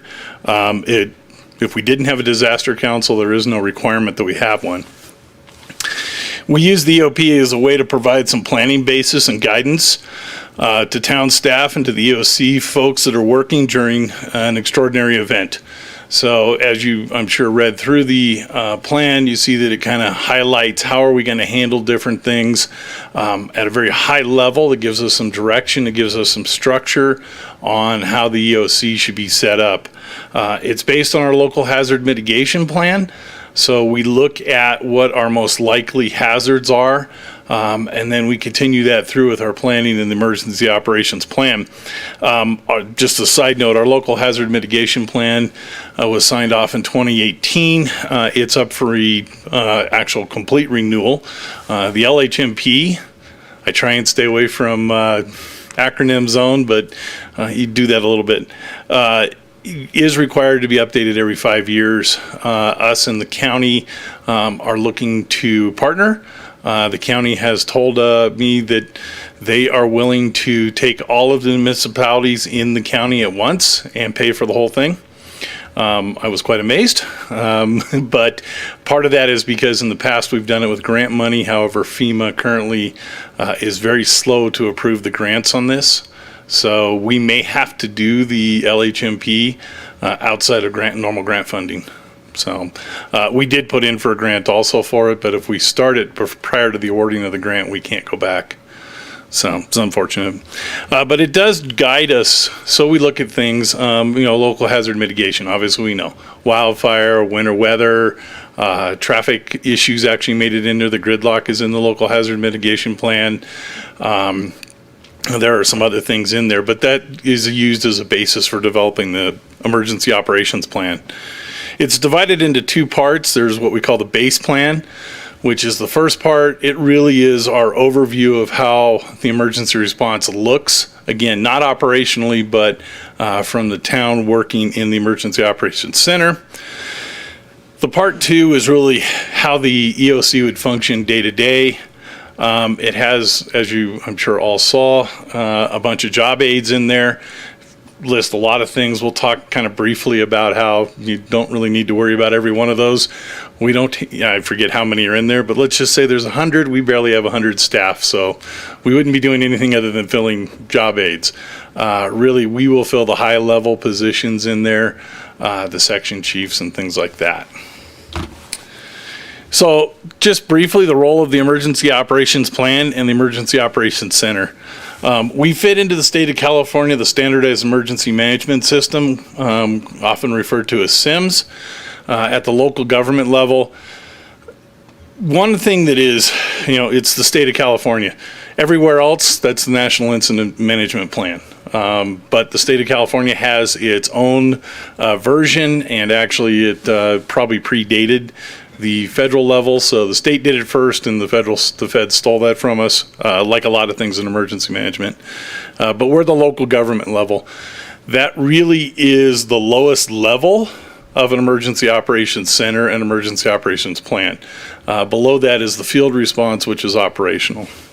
The EOC supports resource needs. Generally, the EOC stays out of directing operational response. Boots on the ground, people out in the field take care of that. I say generally because as we found in the winter weather this year, there wasn't a command post out in the field. There were places all over either the town or when we were on the west side, same thing happened, and it really became apparent where the EOC was suddenly faced with being more operational because there wasn't someone out in the field. There was a lot of people doing things, but nobody necessarily directing them, and so the EOCs fell into that role. But really the role of the EOC generally is resource needs. Again, in California, we have really great fire, mutual aid, law mutual aid, power companies have mutual aid, the hospitals have mutual aid. So what that really leaves for the EOC at the town is things like transportation, some of the logistics, things like bathrooms and food and lodging, things like that, that come up that are kind of things we have to deal with, barricades, traffic control measures. The EOC director's role is to guide the EOC. That would probably be Jen for most issues. Now, since it's a 24-hour operation, somebody gets to do night shift. I'm kind of guessing I know who that is too. So the policy group above that provides direction to the EOC director. The policy group generally for the town is department heads. There could be a reason why we would bring in people from outside though. Perfect example would be the fire chief. Rather than we'll have somebody in the EOC that's sitting in the operations section. Confusing as it is, it's not operationals, but that's what we call that section. But the fire chief would be sitting in the policy group looking at high-level policy. Somebody from the hospital would probably be sitting in that policy group at high level. Where do we put our resources? We are limited in what we have. We're not going to get resources right away. Where do we put things and people? And just a little note, it's kind of a sideline because it confuses people, even in my profession, but I'm really a hybrid. I end up filling a variety of roles. Some of them are out in the field. Some of them could be in the EOC. Generally speaking, when you talk about emergency management folks, they don't work in the field. They work inside in the EOC. Because of my background, I kind of flip between the both. So just to keep that clear for people, well, why are you out in the field doing something? Well, because I also have that background and experience. So how do we write the plan? Well, basically it follows the what we call a Comprehensive Preparedness Guide 101, a CPG 101, and that's put out by FEMA. That is really the bread and butter of every emergency operations plan done by every municipality across the U.S. California does also have a thing for planning for best practices for county emergency plans. This is one of those things where the legislature decided after at least one of the different fires that counties didn't know how to write plans well, and so they came up with you will follow this guide. They rushed it through, and there's even some question of whether or not it does apply to cities or not because the language is so poor. So as you can see, that's a draft first edition, November 2021. It is still in draft form, even though it meets the legislator's requirements. And so we did crosswalk with that, but the reality is there are things within that county emergency plan that we are not responsible for. We don't do coroner's duties. We don't do search and rescue for the most part. There's a lot of other things. There's even some concern about, there's sheltering aspects and things that the county is required to provide and has the means to provide that we don't, and that's why it's not necessarily covered in our plan specifically. And then we did, of course, have our partner OES agencies, both Placer and Nevada County. It was provided to the state to review. I know that our emergency services coordinator for the state doesn't have the time, but the counties did review it and did provide some comments. So just some highlights. Really, we looked at, this is required both in the law and in best practices of the access and functional needs populations, to make sure that we were finding ways to integrate that in the plan. They're not a separate subsection. They're actually integrated within the plan. The idea being that if you make it seamless, then there's not a question of whether or not it works for them. It works for them because it works for everybody. There's really not a one-size-fits-all when it comes to emergency management. We know that, and EOPs. We really have to look at what does work for Truckee, what makes sense in a town our size with our resources and with our particular hazards. We will be coming back to you in September with an update to the Muni Code.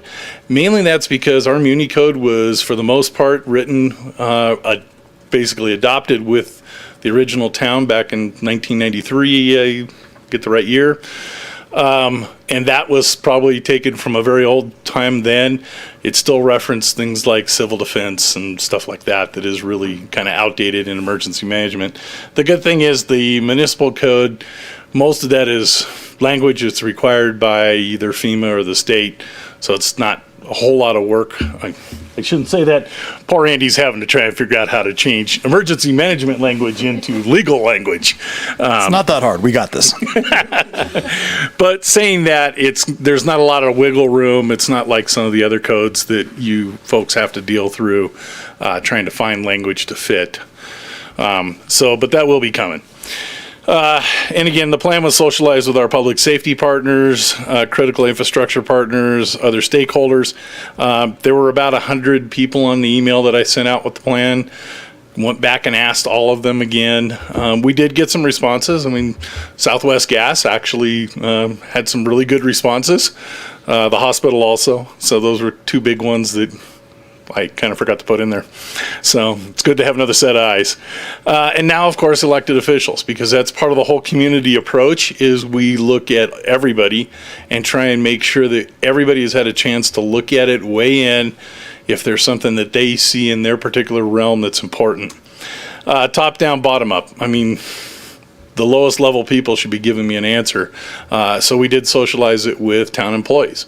And I did get some stuff back from some of the different employees. Hey, what about this and what about that? The main one that they came back with is, how do I fit in this? What am I going to be doing? And so that will be coming. So as we say, next steps. So one of the things that we set up with this is the emergency operations plan, the base plan, and part 2 are the part that the council will approve. The annexes, we call them functional annexes, will come after that, and these are not, won't necessarily need council approval, they'll need Jen's approval. Alert and warning, evacuation, something we call continuity of government, which is basically what do we do if somebody's not here to perform their functions. I like to be nice about that. What do we do about continuity of operations? Where's our secondary? How do we run if we can't physically be here because something's happened? As a part of that, we will be working on an IT disaster recovery plan that's much more comprehensive than what we've had in the past. We currently have a very strong animal rescue and sheltering plan, and we will be adding that in. So once we get through those annexes, and I'm happy to bring those back and we'll socialize them. The alert and warning was on the website. I think it still is right now. I was actually surprised we didn't get a lot of comments about that one. Evacuation will take more time, probably a working group and trying to figure out exactly what do we do and how do we move people and a lot of other stuff. But again, it's not built to be operational. That's people on boots on the ground. Rather, that's built at a high level of what do we do for resources. But once we have all these done, then we'll start training staff for the EOC staffing. Really, we have some folks already trained. Turnover and everything else means we kind of lose people, but we keep training. We will do training and exercises with our public safety partners. We've done that already this year, and we will continue to do that. As I mentioned, the local hazard mitigation plan needs to be updated, so that will now dovetail back into our emergency operations plan. And then Truckee Fire, of course, is working on the community wildfire protection plan, and that's coming probably next spring. The public rollout will come on that. And so all these will tie together. So basically with saying that, it's discussion, is there anything that we needed to add, miss, that council would like me to make sure gets in there before we bring it back to you for an actual action item in a month or so? Thank you very much. Wasn't 5 minutes, tried. There's a lot in there, so we appreciate that. Councilmember Zabriskie, any questions? I guess I'd just like you to, if you could, Bob, reiterate there are so many plans, there are so many agencies, there's so many things in flux in terms of trying to have the best emergency operation procedure up to date and available. How do you decide what plan you follow, what written plan? And how important, maybe it's not that important. Maybe it's all about in the field coordination, but there needs to be a written plan that's... Right, so if I understand your question, so the emergency operations, the base plan and the part two, the operational for the EOC, that's how the town will function and run. The functional annexes are the different pieces of things we may need during an emergency. That's as opposed to sometimes you'll see hazard-specific annexes, which are built towards, well, how are you going to do something during a snowstorm? Well, when you realize that a snowstorm looks like winter weather, looks like a lot of things, and a wildfire really at the end of the day looks like a lot of other things, getting specific just means you're writing that many more plans. So... Okay, where I'm going is when you have a draft update, but it's still a draft. Right. And it's different from the plan that's official and adopted that's 10 years old and is better. Which one do you follow? Well, so right now we would still have to follow technically the adopted emergency operations plan. And that's what we're doing. Well, yes. That's what we're supposed to do. And so that's the 2007 version. 2007 plan. Okay. And yes, quite honestly, that's a difficult plan to follow because it's really not been updated. Yeah. Okay, and then my next question had to do with the hierarchy, again, with all these different agencies and all these arbitrary boundaries and a fire or snowstorm that doesn't care. Where does the buck stop? Who makes the decisions? How do we avoid, and I'm getting into operational, I admit, I'm crossing over into the field work, but who makes the ultimate decision when there's a conflict? When a Fed says he wants people over here and a county official says I want something over there, and the utility says we're not going to help you, and the town says something else. So probably, the best comment I've ever heard is all emergencies start local and end local. So the local government is responsible for the town.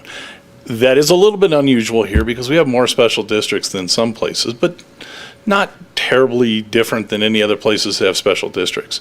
So what we do is a lot of work ahead of time, both operationally for what happens in the field and for at the EOC level. And I just had a meeting with the hospital and I explained to them, yeah, you can have an MOU for transit, but if we need that transit to evacuate a multifamily house, we're the ones that are responsible for the town. We're taking your transit. Okay. And does that tend to be reflected in what the state says? Does the state executive office and the legislature recognize that we want the local official to be the one ultimately responsible for what's happening at the local level? So not using the operational side, let's just talk about the emergency operations center and the town level. So if we have resource needs because we're not operational and we can't fill those resource needs, we go to the county.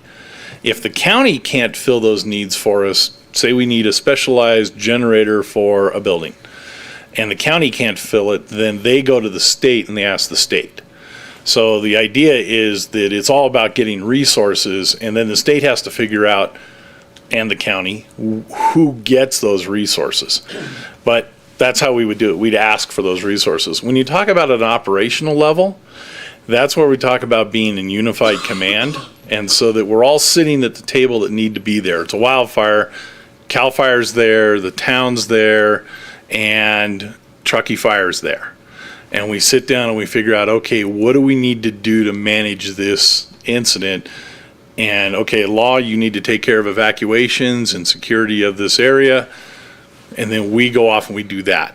And the state, if you're talking about CHP, helps us do that. They're not necessarily in charge unless it's a hazmat on a freeway. Now they are the one that's in charge, and they're in there with CAL FIRE or whoever, Truckee Fire, and they make decisions. So you have a unified command of the agencies that are typically the ones that have money or land, personnel, or people responsibility. Okay, one last question. If the town needs resources, and it goes to the county, says, quick, we need these resources, what if the county says, we don't think you need them? That's almost a legal question for Andy. I would say this, I've never seen that happen, but I have seen counties say, we only have 10,000 sandbags. Truckee, we can give you 2,000 sandbags, but we got to wait for more to come. I've seen them have to divvy up the resources they have, but I've never seen them say, no, we're not going to get that for you. But they might say, gee, we think we're going to need them on the west side because it's emergency on both sides. A lot of this stuff is governed by state law, and there are pretty clear lines of responsibility and lines of authority that we can't really do anything about, and we're just trying to shape an ordinance to reflect kind of current best practices. That's why I was asking if there's clear lines of authority, who has the authority when Jen says we need 2,000 sandbags and the county says, well, actually we need them. Well, we can't force them to give us stuff. Right. Okay. Which isn't uncommon when there's an emergency down on the western side. Last year when the river fire was down there, we offered support, but that doesn't mean we send all of our resources, because we need to have resources here in case there's a need. Right, so we do the same thing on our end of allocating an appropriate or offering an appropriate amount of resources. But that was an offer. Yeah, and to answer your question, I guess the best way to put it is, you're right. There could be a time when the county would say, we have certain resources we can't give up right now because of, but then the county will go to the state, and the state will give the county more resources to then help us. So, to your point, that's how that, and when we talk about law and fire mutual aid, that's not even in this mess. Okay. But yeah, the county will always, they may not be able to give it to us right away, but they're the conduit to get it. Right. Okay, thank you. Councilmember Cliffstead. Mine will be brief, and actually just to answer a little bit of that, Jan, in my experience with the 10-10 at 10-10 exercises, we all get in a room in a command center. We're communicating with all the other agencies that are involved or companies. One of the scenarios, it was a Southwest gas line leak. And it's a cooperative situation. Everybody's trying to get the best resources the fastest. It's a really beautiful thing to watch. It's pretty extraordinary. And I've been in, well, it's a long time ago. It was back in firefighting days, but sometimes people disagree, and then that's where the rub is. I could see where those scenarios could happen. I've not been witness to that. More of a collaborative situation. And I would just say, let's move on to questions. Yeah. We can discuss this more over a beer. Just answering your concerns. So my only question is really, as it relates to those types of situations, how do we coordinate this with these other agencies? Because now I'm looking at this and it's like leaps and bounds ahead of what I've seen before. Are we sharing this with our other agency partners in order to share that process and that making sure we have the same structure?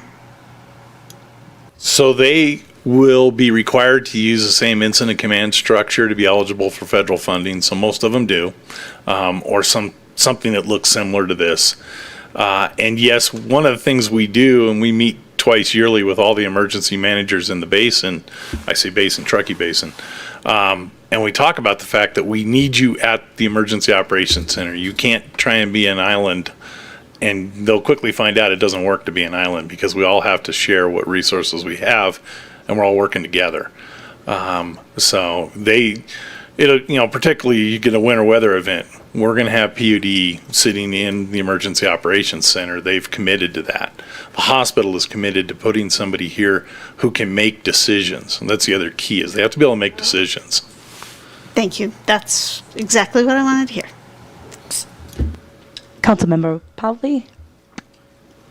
Yeah, mine are really just quick. It kind of speaks a little bit to staff, because I think what my question really is how does this link to the activation of our Emergency Operations Center, right? So I don't remember if did we activate the EOC during the cyber attack? We did. So we've now had 2 activations of the EOC in our 4-year terms. And I think, I remember when we hired Jen and we added to the work plan.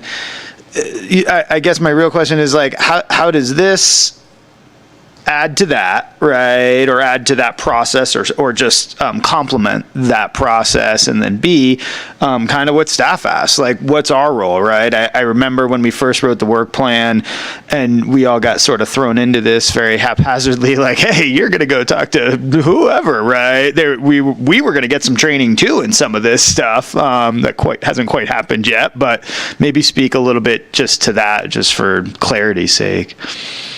So, a couple of things. One, the current plan, we've actually activated, I hate to use that term, but we've actually activated quite a few more times, because the current plan says that we'll activate every time there's severe weather. And I get those reports every afternoon. I mean, the last 3 days have been severe thunderstorms. And so we have readjusted that in the current plan, or the one we're going to adopt, to say, red flag days, or not just severe thunderstorms. I forget exactly how we wrote it. And we can activate at different levels. We can activate at 3, 2, and 1.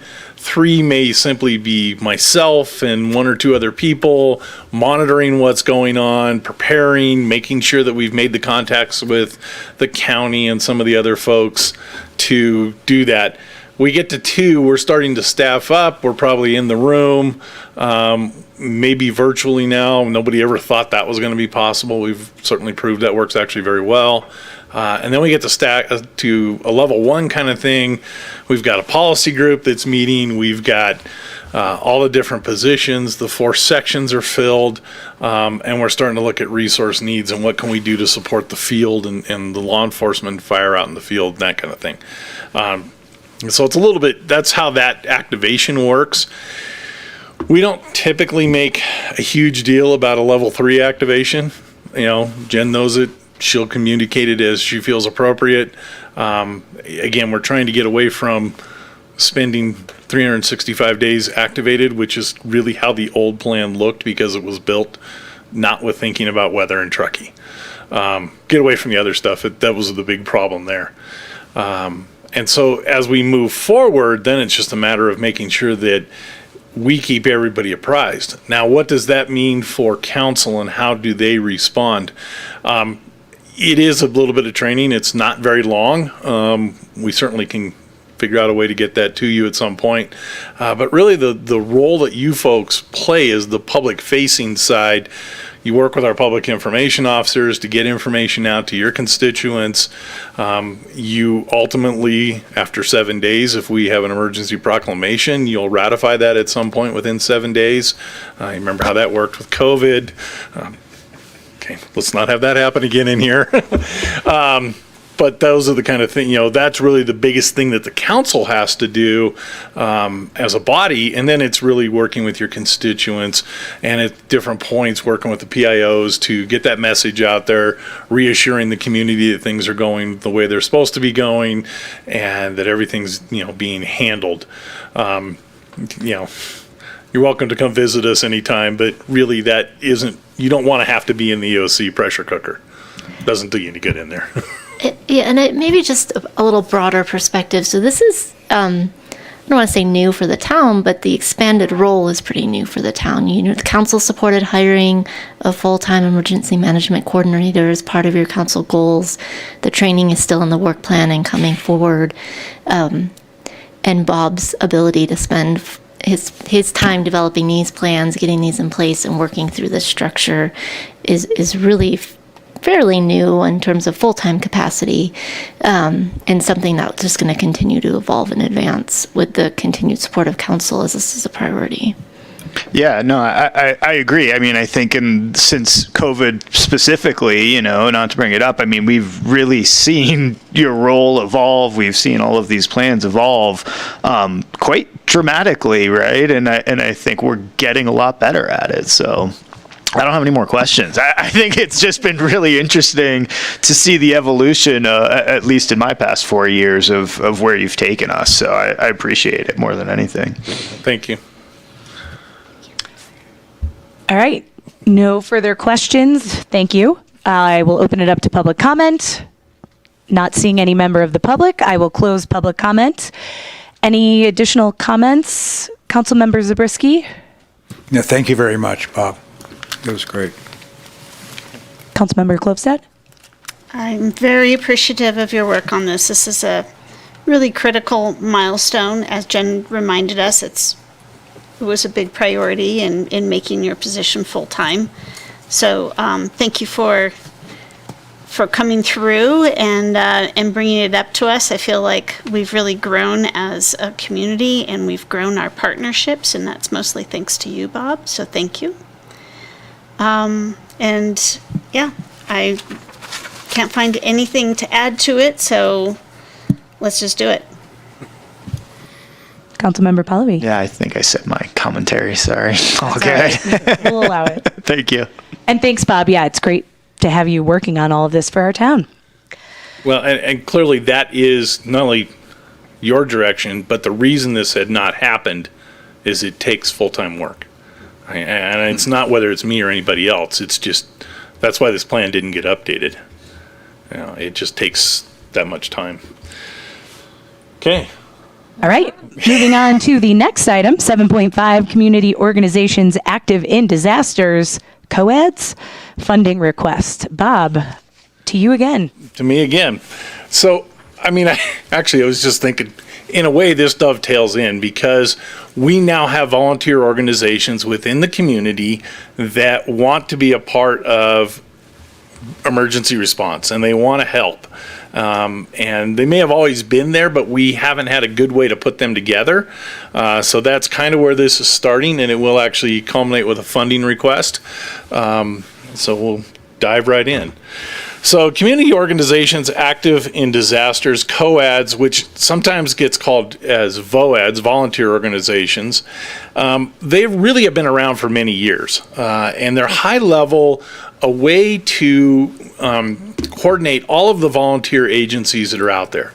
I think I saw recently there's like 18 faith-based organizations within town. In terms of different religions and churches and whatever, and you just think about how do you coordinate that? Well, there is somebody that coordinates that, but who coordinates that with Sierra Community House, and all the other types of things we have, Tall Truckee Community Foundation, as we're going to talk about. And so how do we coordinate them? Well, that's what the role of the COADs are. They really have been around in the Midwest for a long time. I worked with a couple of them back in 2016 and 2017 when I was doing my master's. They were big after Joplin and the tornado. They were able to help that community rebuild because they kind of were really luckily set up for that. I mean, it's unfortunate to be set up for a disaster, but that's what it was. California was not as well versed in using COADs. The 2017 wine country fire, Sonoma County really came out with realizing that they had all of these people that wanted to come help. And they had volunteers, they had donations, they had monetary donations, they had work parties, they had all these things that were happening, and nobody was really making very good use of them. And it became one of those things where they realized, how do we coordinate that? How do we put somebody or some organization in charge of trying to coordinate all these volunteer agencies and groups? And you can't wait till after the event occurs. We learned this last year on the west side. It became one of the biggest kind of things that we dealt with is we had a lot of volunteer organizations that were delivering firewood and split firewood, and because people needed firewood because they were out of propane and they were out of electricity, and we had all these groups, the Rotarians, the Optimists, all these different community groups, but nobody was coordinating it. So somebody would say, I need firewood, and 5 people would show up and give them a cord of firewood. So suddenly they had five cords of firewood, but the lady down the street got 0 because there wasn't good coordination. And even within the EOC, we were not, again, EOC is not normally being operational, so that caused us a little bit of a pivot.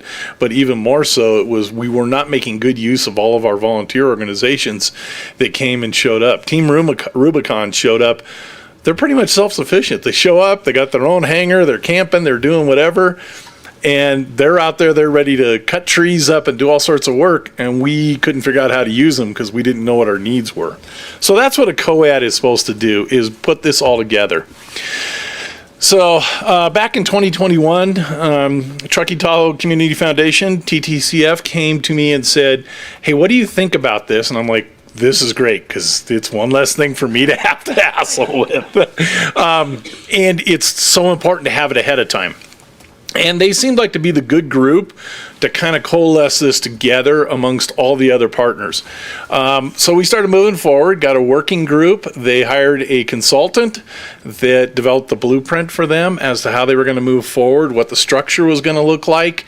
They quickly realized this was probably a full-time thing because they grabbed up Placer at the lake on the eastern end of the county. They grabbed up eastern Nevada County, and they grabbed up us to put all of that under one umbrella so that we can all work together. Seemed like a really great idea, but again, it was going to be a full-time thing. They were able to figure out the structure because there is actually a governing structure within the COAD. So they have representatives that sit on it from TTCF and some of the other volunteer organizations, and then the town would likely be me, could be somebody else that sits with this group. And then the counties each have somebody they could potentially sit. We'll talk more about that in a second. But they realized they weren't really the right agency to run day to day. They're a agency that goes out and finds money and runs big level programs, but not quite like this. So they went and started working with 2-on-1 Connecting Point, which we have access to in the town. We are still trying to make it function as good as it should, as well as it does on the western end of both Nevada and Placer County. But it's a great resource. People call 211. They can find them all sorts of different information. We can use them during an emergency. And it seemed like, well, there's a great fit. They already have all of these resource connections. So why don't we get them to hire the person, and now they can do it. So that's what we did. They figured out it was going to be about $100,000 a year to fund this position with benefits. TTCF is going to fund $50,000 each year on the pilot project. Placer County has agreed to fund on the east side $25,000 for the 2 years each year. Nevada County is going to their Board of Supervisors, I believe, to request. It wasn't on this agenda, so I'm not exactly sure how they're doing it, but they're going to be in for $12,500, and we would be in for $12,500 for each of the next 2 years. Talk more about that in just a second. Just want to back up and say the west side of the county, they're like trying to build this 5-county co-ed. It pretty much looked like it was getting way too big.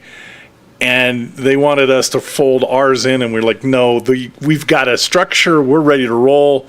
We're ready to put this thing together right now. You guys are still trying to form it.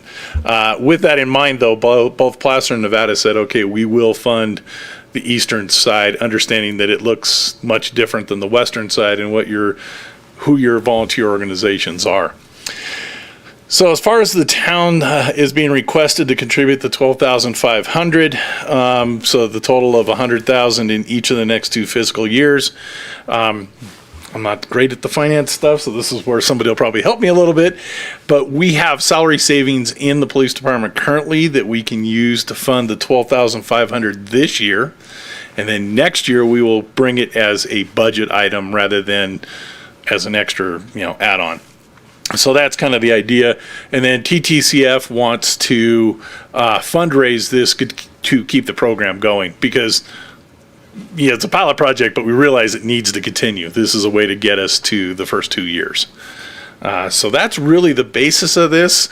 So the request is that you approve the funding move from the police department this year, or the request is just to approve the action item, and we can cover the budgetary. I did want to offer kind of a real life example of this. When I was down on the Central Coast working for Morro Bay when COVID first started, we actually stood up a VOAD in the initial weeks of COVID. They had a pretty heavy retirement community and a lot of people susceptible to underlying health conditions. And the VOAD served as the group that helped organize food delivery, grocery pickup, medication pickup.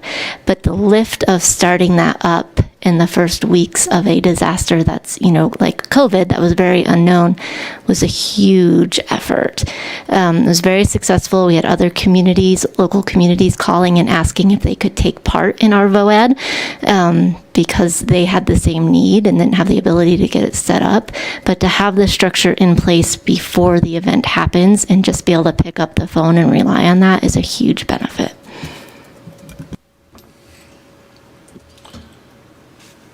So, all right. Yes. You all good? I'm all good. We'll go to questions. Councilmember Klofstad? No questions.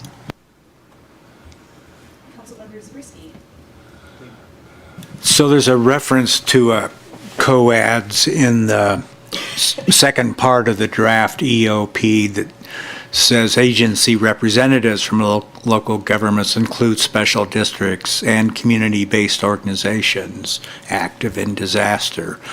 And they may also participate with EOC functional elements. So that gives us enough breadth. That gives you enough breadth to wrap them right in. Correct. I'm sorry, I may not have made that clear either. That is really, from me personally, my perspective, that's the biggest part of this. Is I love the fact that they're going to get a group together and work together and do all this. But I'm going to get a representative that's going to come to the EOC that now I only have to interface with one person and say, I need this, or they are telling me what resources they have that they can help us with. Okay, thank you. Those are all my questions. And I have no questions. I will open it up to public comment. Seeing none, we will close public comment. Councilmember Klofstad? I think this is amazing. I'm very excited for it. It's such a great idea and in full support. I want to thank all of the partners that stepped up to the table to make this happen, and especially Tahoe Truckee Community Foundation for bringing it forward and having such great support. It's going to be great. Councilmember Pallavi? Support. Councilmember Zabriskie? I agree. I support. I also support, and I would just like to say, one of our goals is engage partnerships and investments to drive emergency preparedness. we're partnering, we're investing, and it's preparing for emergencies. So this is just like, wow, we're doing it. So good Yes. job. With that, I'm guessing you need a motion. Is there, sorry, we don't have it up on the I'll screen. move that we approve item 7.5. Perfect. Second. All right, all in favor? Aye. Opposed? All right, passes unanimously. Okay, moving on. That was our last discussion item. So now we have council reports. Councilmember Pallavi. I don't think I've done too much other than talk about this Nevada County ballot measure with 100 people. I think that's about it. Yeah, nothing extraordinary to report. Thank you very much. Councilmember Zabriskie. I attended the Truckee River Basin Watershed Group as the town's representative, and I think people have seen it in the news enough now. Essentially, we saw reservoir reports, stream flow reports, and still Tahoe is expected to go below its the water levels around the end of September. I think that's about right. And then there was a micro transit meeting, a lot of positive feedback, and actually what Alfred presented is very much what we covered at that meeting. Went on the new library tour at the regional park. That was an opportunity to show the state librarian, Greg Lucas, around, and that went very well. Attended the Truckee North Tahoe Transportation Management Association meeting, and that mostly covered governance issues and money. As they often say in that organization, it's all about the money. And then there was the biomass tour where we went to the Quincy biomass facility. That was essentially two big burners, sort of about the size of a large dumpster, or it's a trailer actually that can slide onto the bed of a truck and go to the stocking facility. And we went to the stocking facility as well, which is a sawmill that collects fuel and chips it and loads it into the burners themselves, hauls it back, and then you just light a match and throw it in, and runs it through a pipe, boils water. That water goes over under the ground to the building over there and heats the building. So it's a thermal operation. Look pretty simple. We should be able to put them in all our homes. And then this morning was Good Morning Truckee. It was a very information-packed presentation. First, Heidi Hill-Drum from Tahoe Prosperity Center talked about the very same things that concern us, not surprisingly, and efforts to achieve sustainability. She placed a lot of emphasis on economic diversification in Lake Tahoe, the need to buffer the fluctuations in tourism. And then Ephraim Schwartz, a mortgage broker, spoke on inflation and bond purchases and mortgage rates, and explained in a very clear way how they all work and not to worry. And then Jeff Brown similarly said not to worry, but he said house prices are not going down. The second home market is very strong and will remain strong because there's still a lot of people out there with a lot of money who would like to have a second home up here.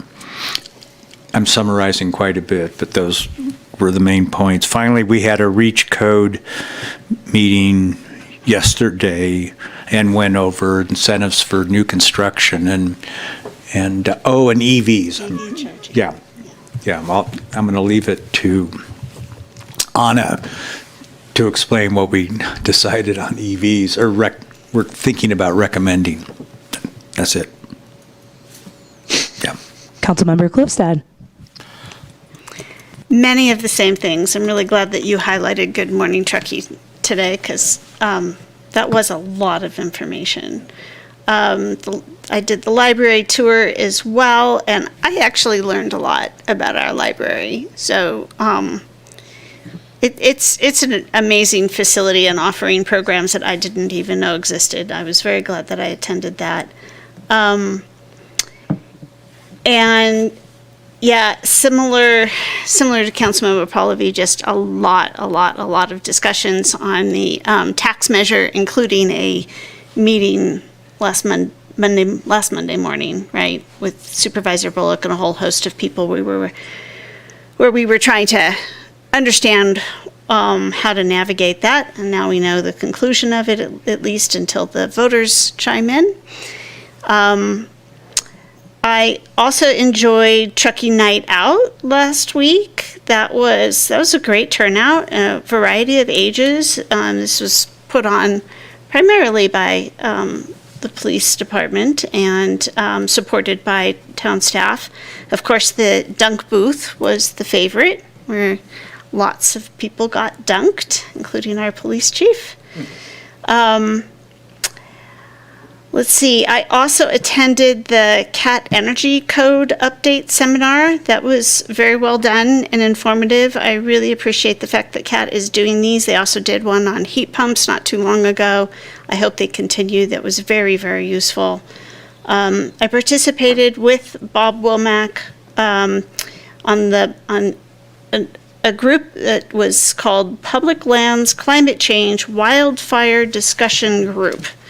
It was a very robust discussion, brainstorming discussion about all of those topics, basically, in the land, in the Truckee Tahoe Basin. And I was very appreciative that they were inclusive of Truckee in those discussions, because it was pretty Lake Tahoe centric. But they recognized that we are a influence both impacting and receiving impacts from that discussion. So that was very beneficial.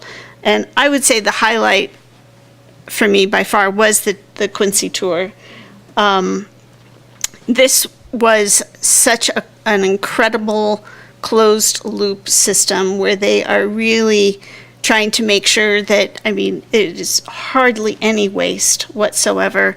They are maximizing their resources and minimizing their impacts with this system where they're falling the trees, they're milling them, they're using the scraps to chip them, they're creating cross-laminate lumber and building these buildings with it, both the biomass facility itself adjacent to the Public Works facility, as well as a big drying barn. So it was just an amazing operation. I was incredibly impressed with the Sierra Institute and the creativity that they brought to the table. So I really hope that we can leverage some of that knowledge and expertise in our own adventures. And for the REACH code, the EV charging part that you alluded to, we are looking at what we would want to consider as part of this REACH code in terms of requirements for putting in EV charging stations in residential, commercial, and other facilities. And I think that the discussion was really good in that we are all recognizing that we have a very unique makeup here, because we have a lot of second homeowners, or visitors that are maybe renting one of those second homes, and there's probably not charging there.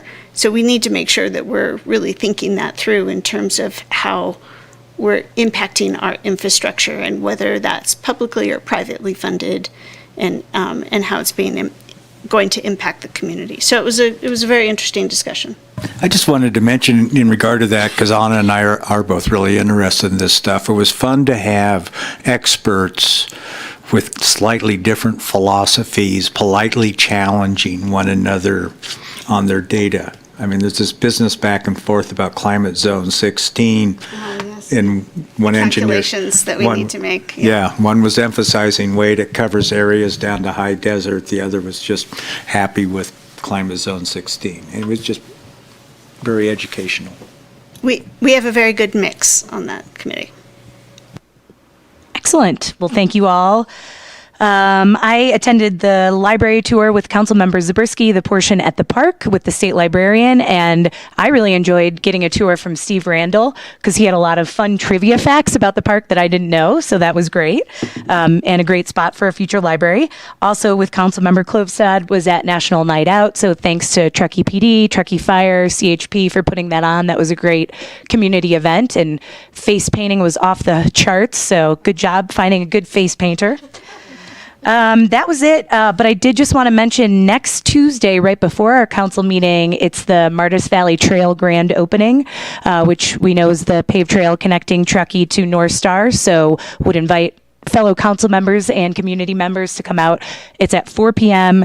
in the Castle Peak parking lot at North Star at the trailhead up there. So it'll be right before council meeting. And with that, we will adjourn our council meeting to the Joint Council Planning Commission General Plan Workshop on the 16th and our next regular meeting of Town Council on the 23rd.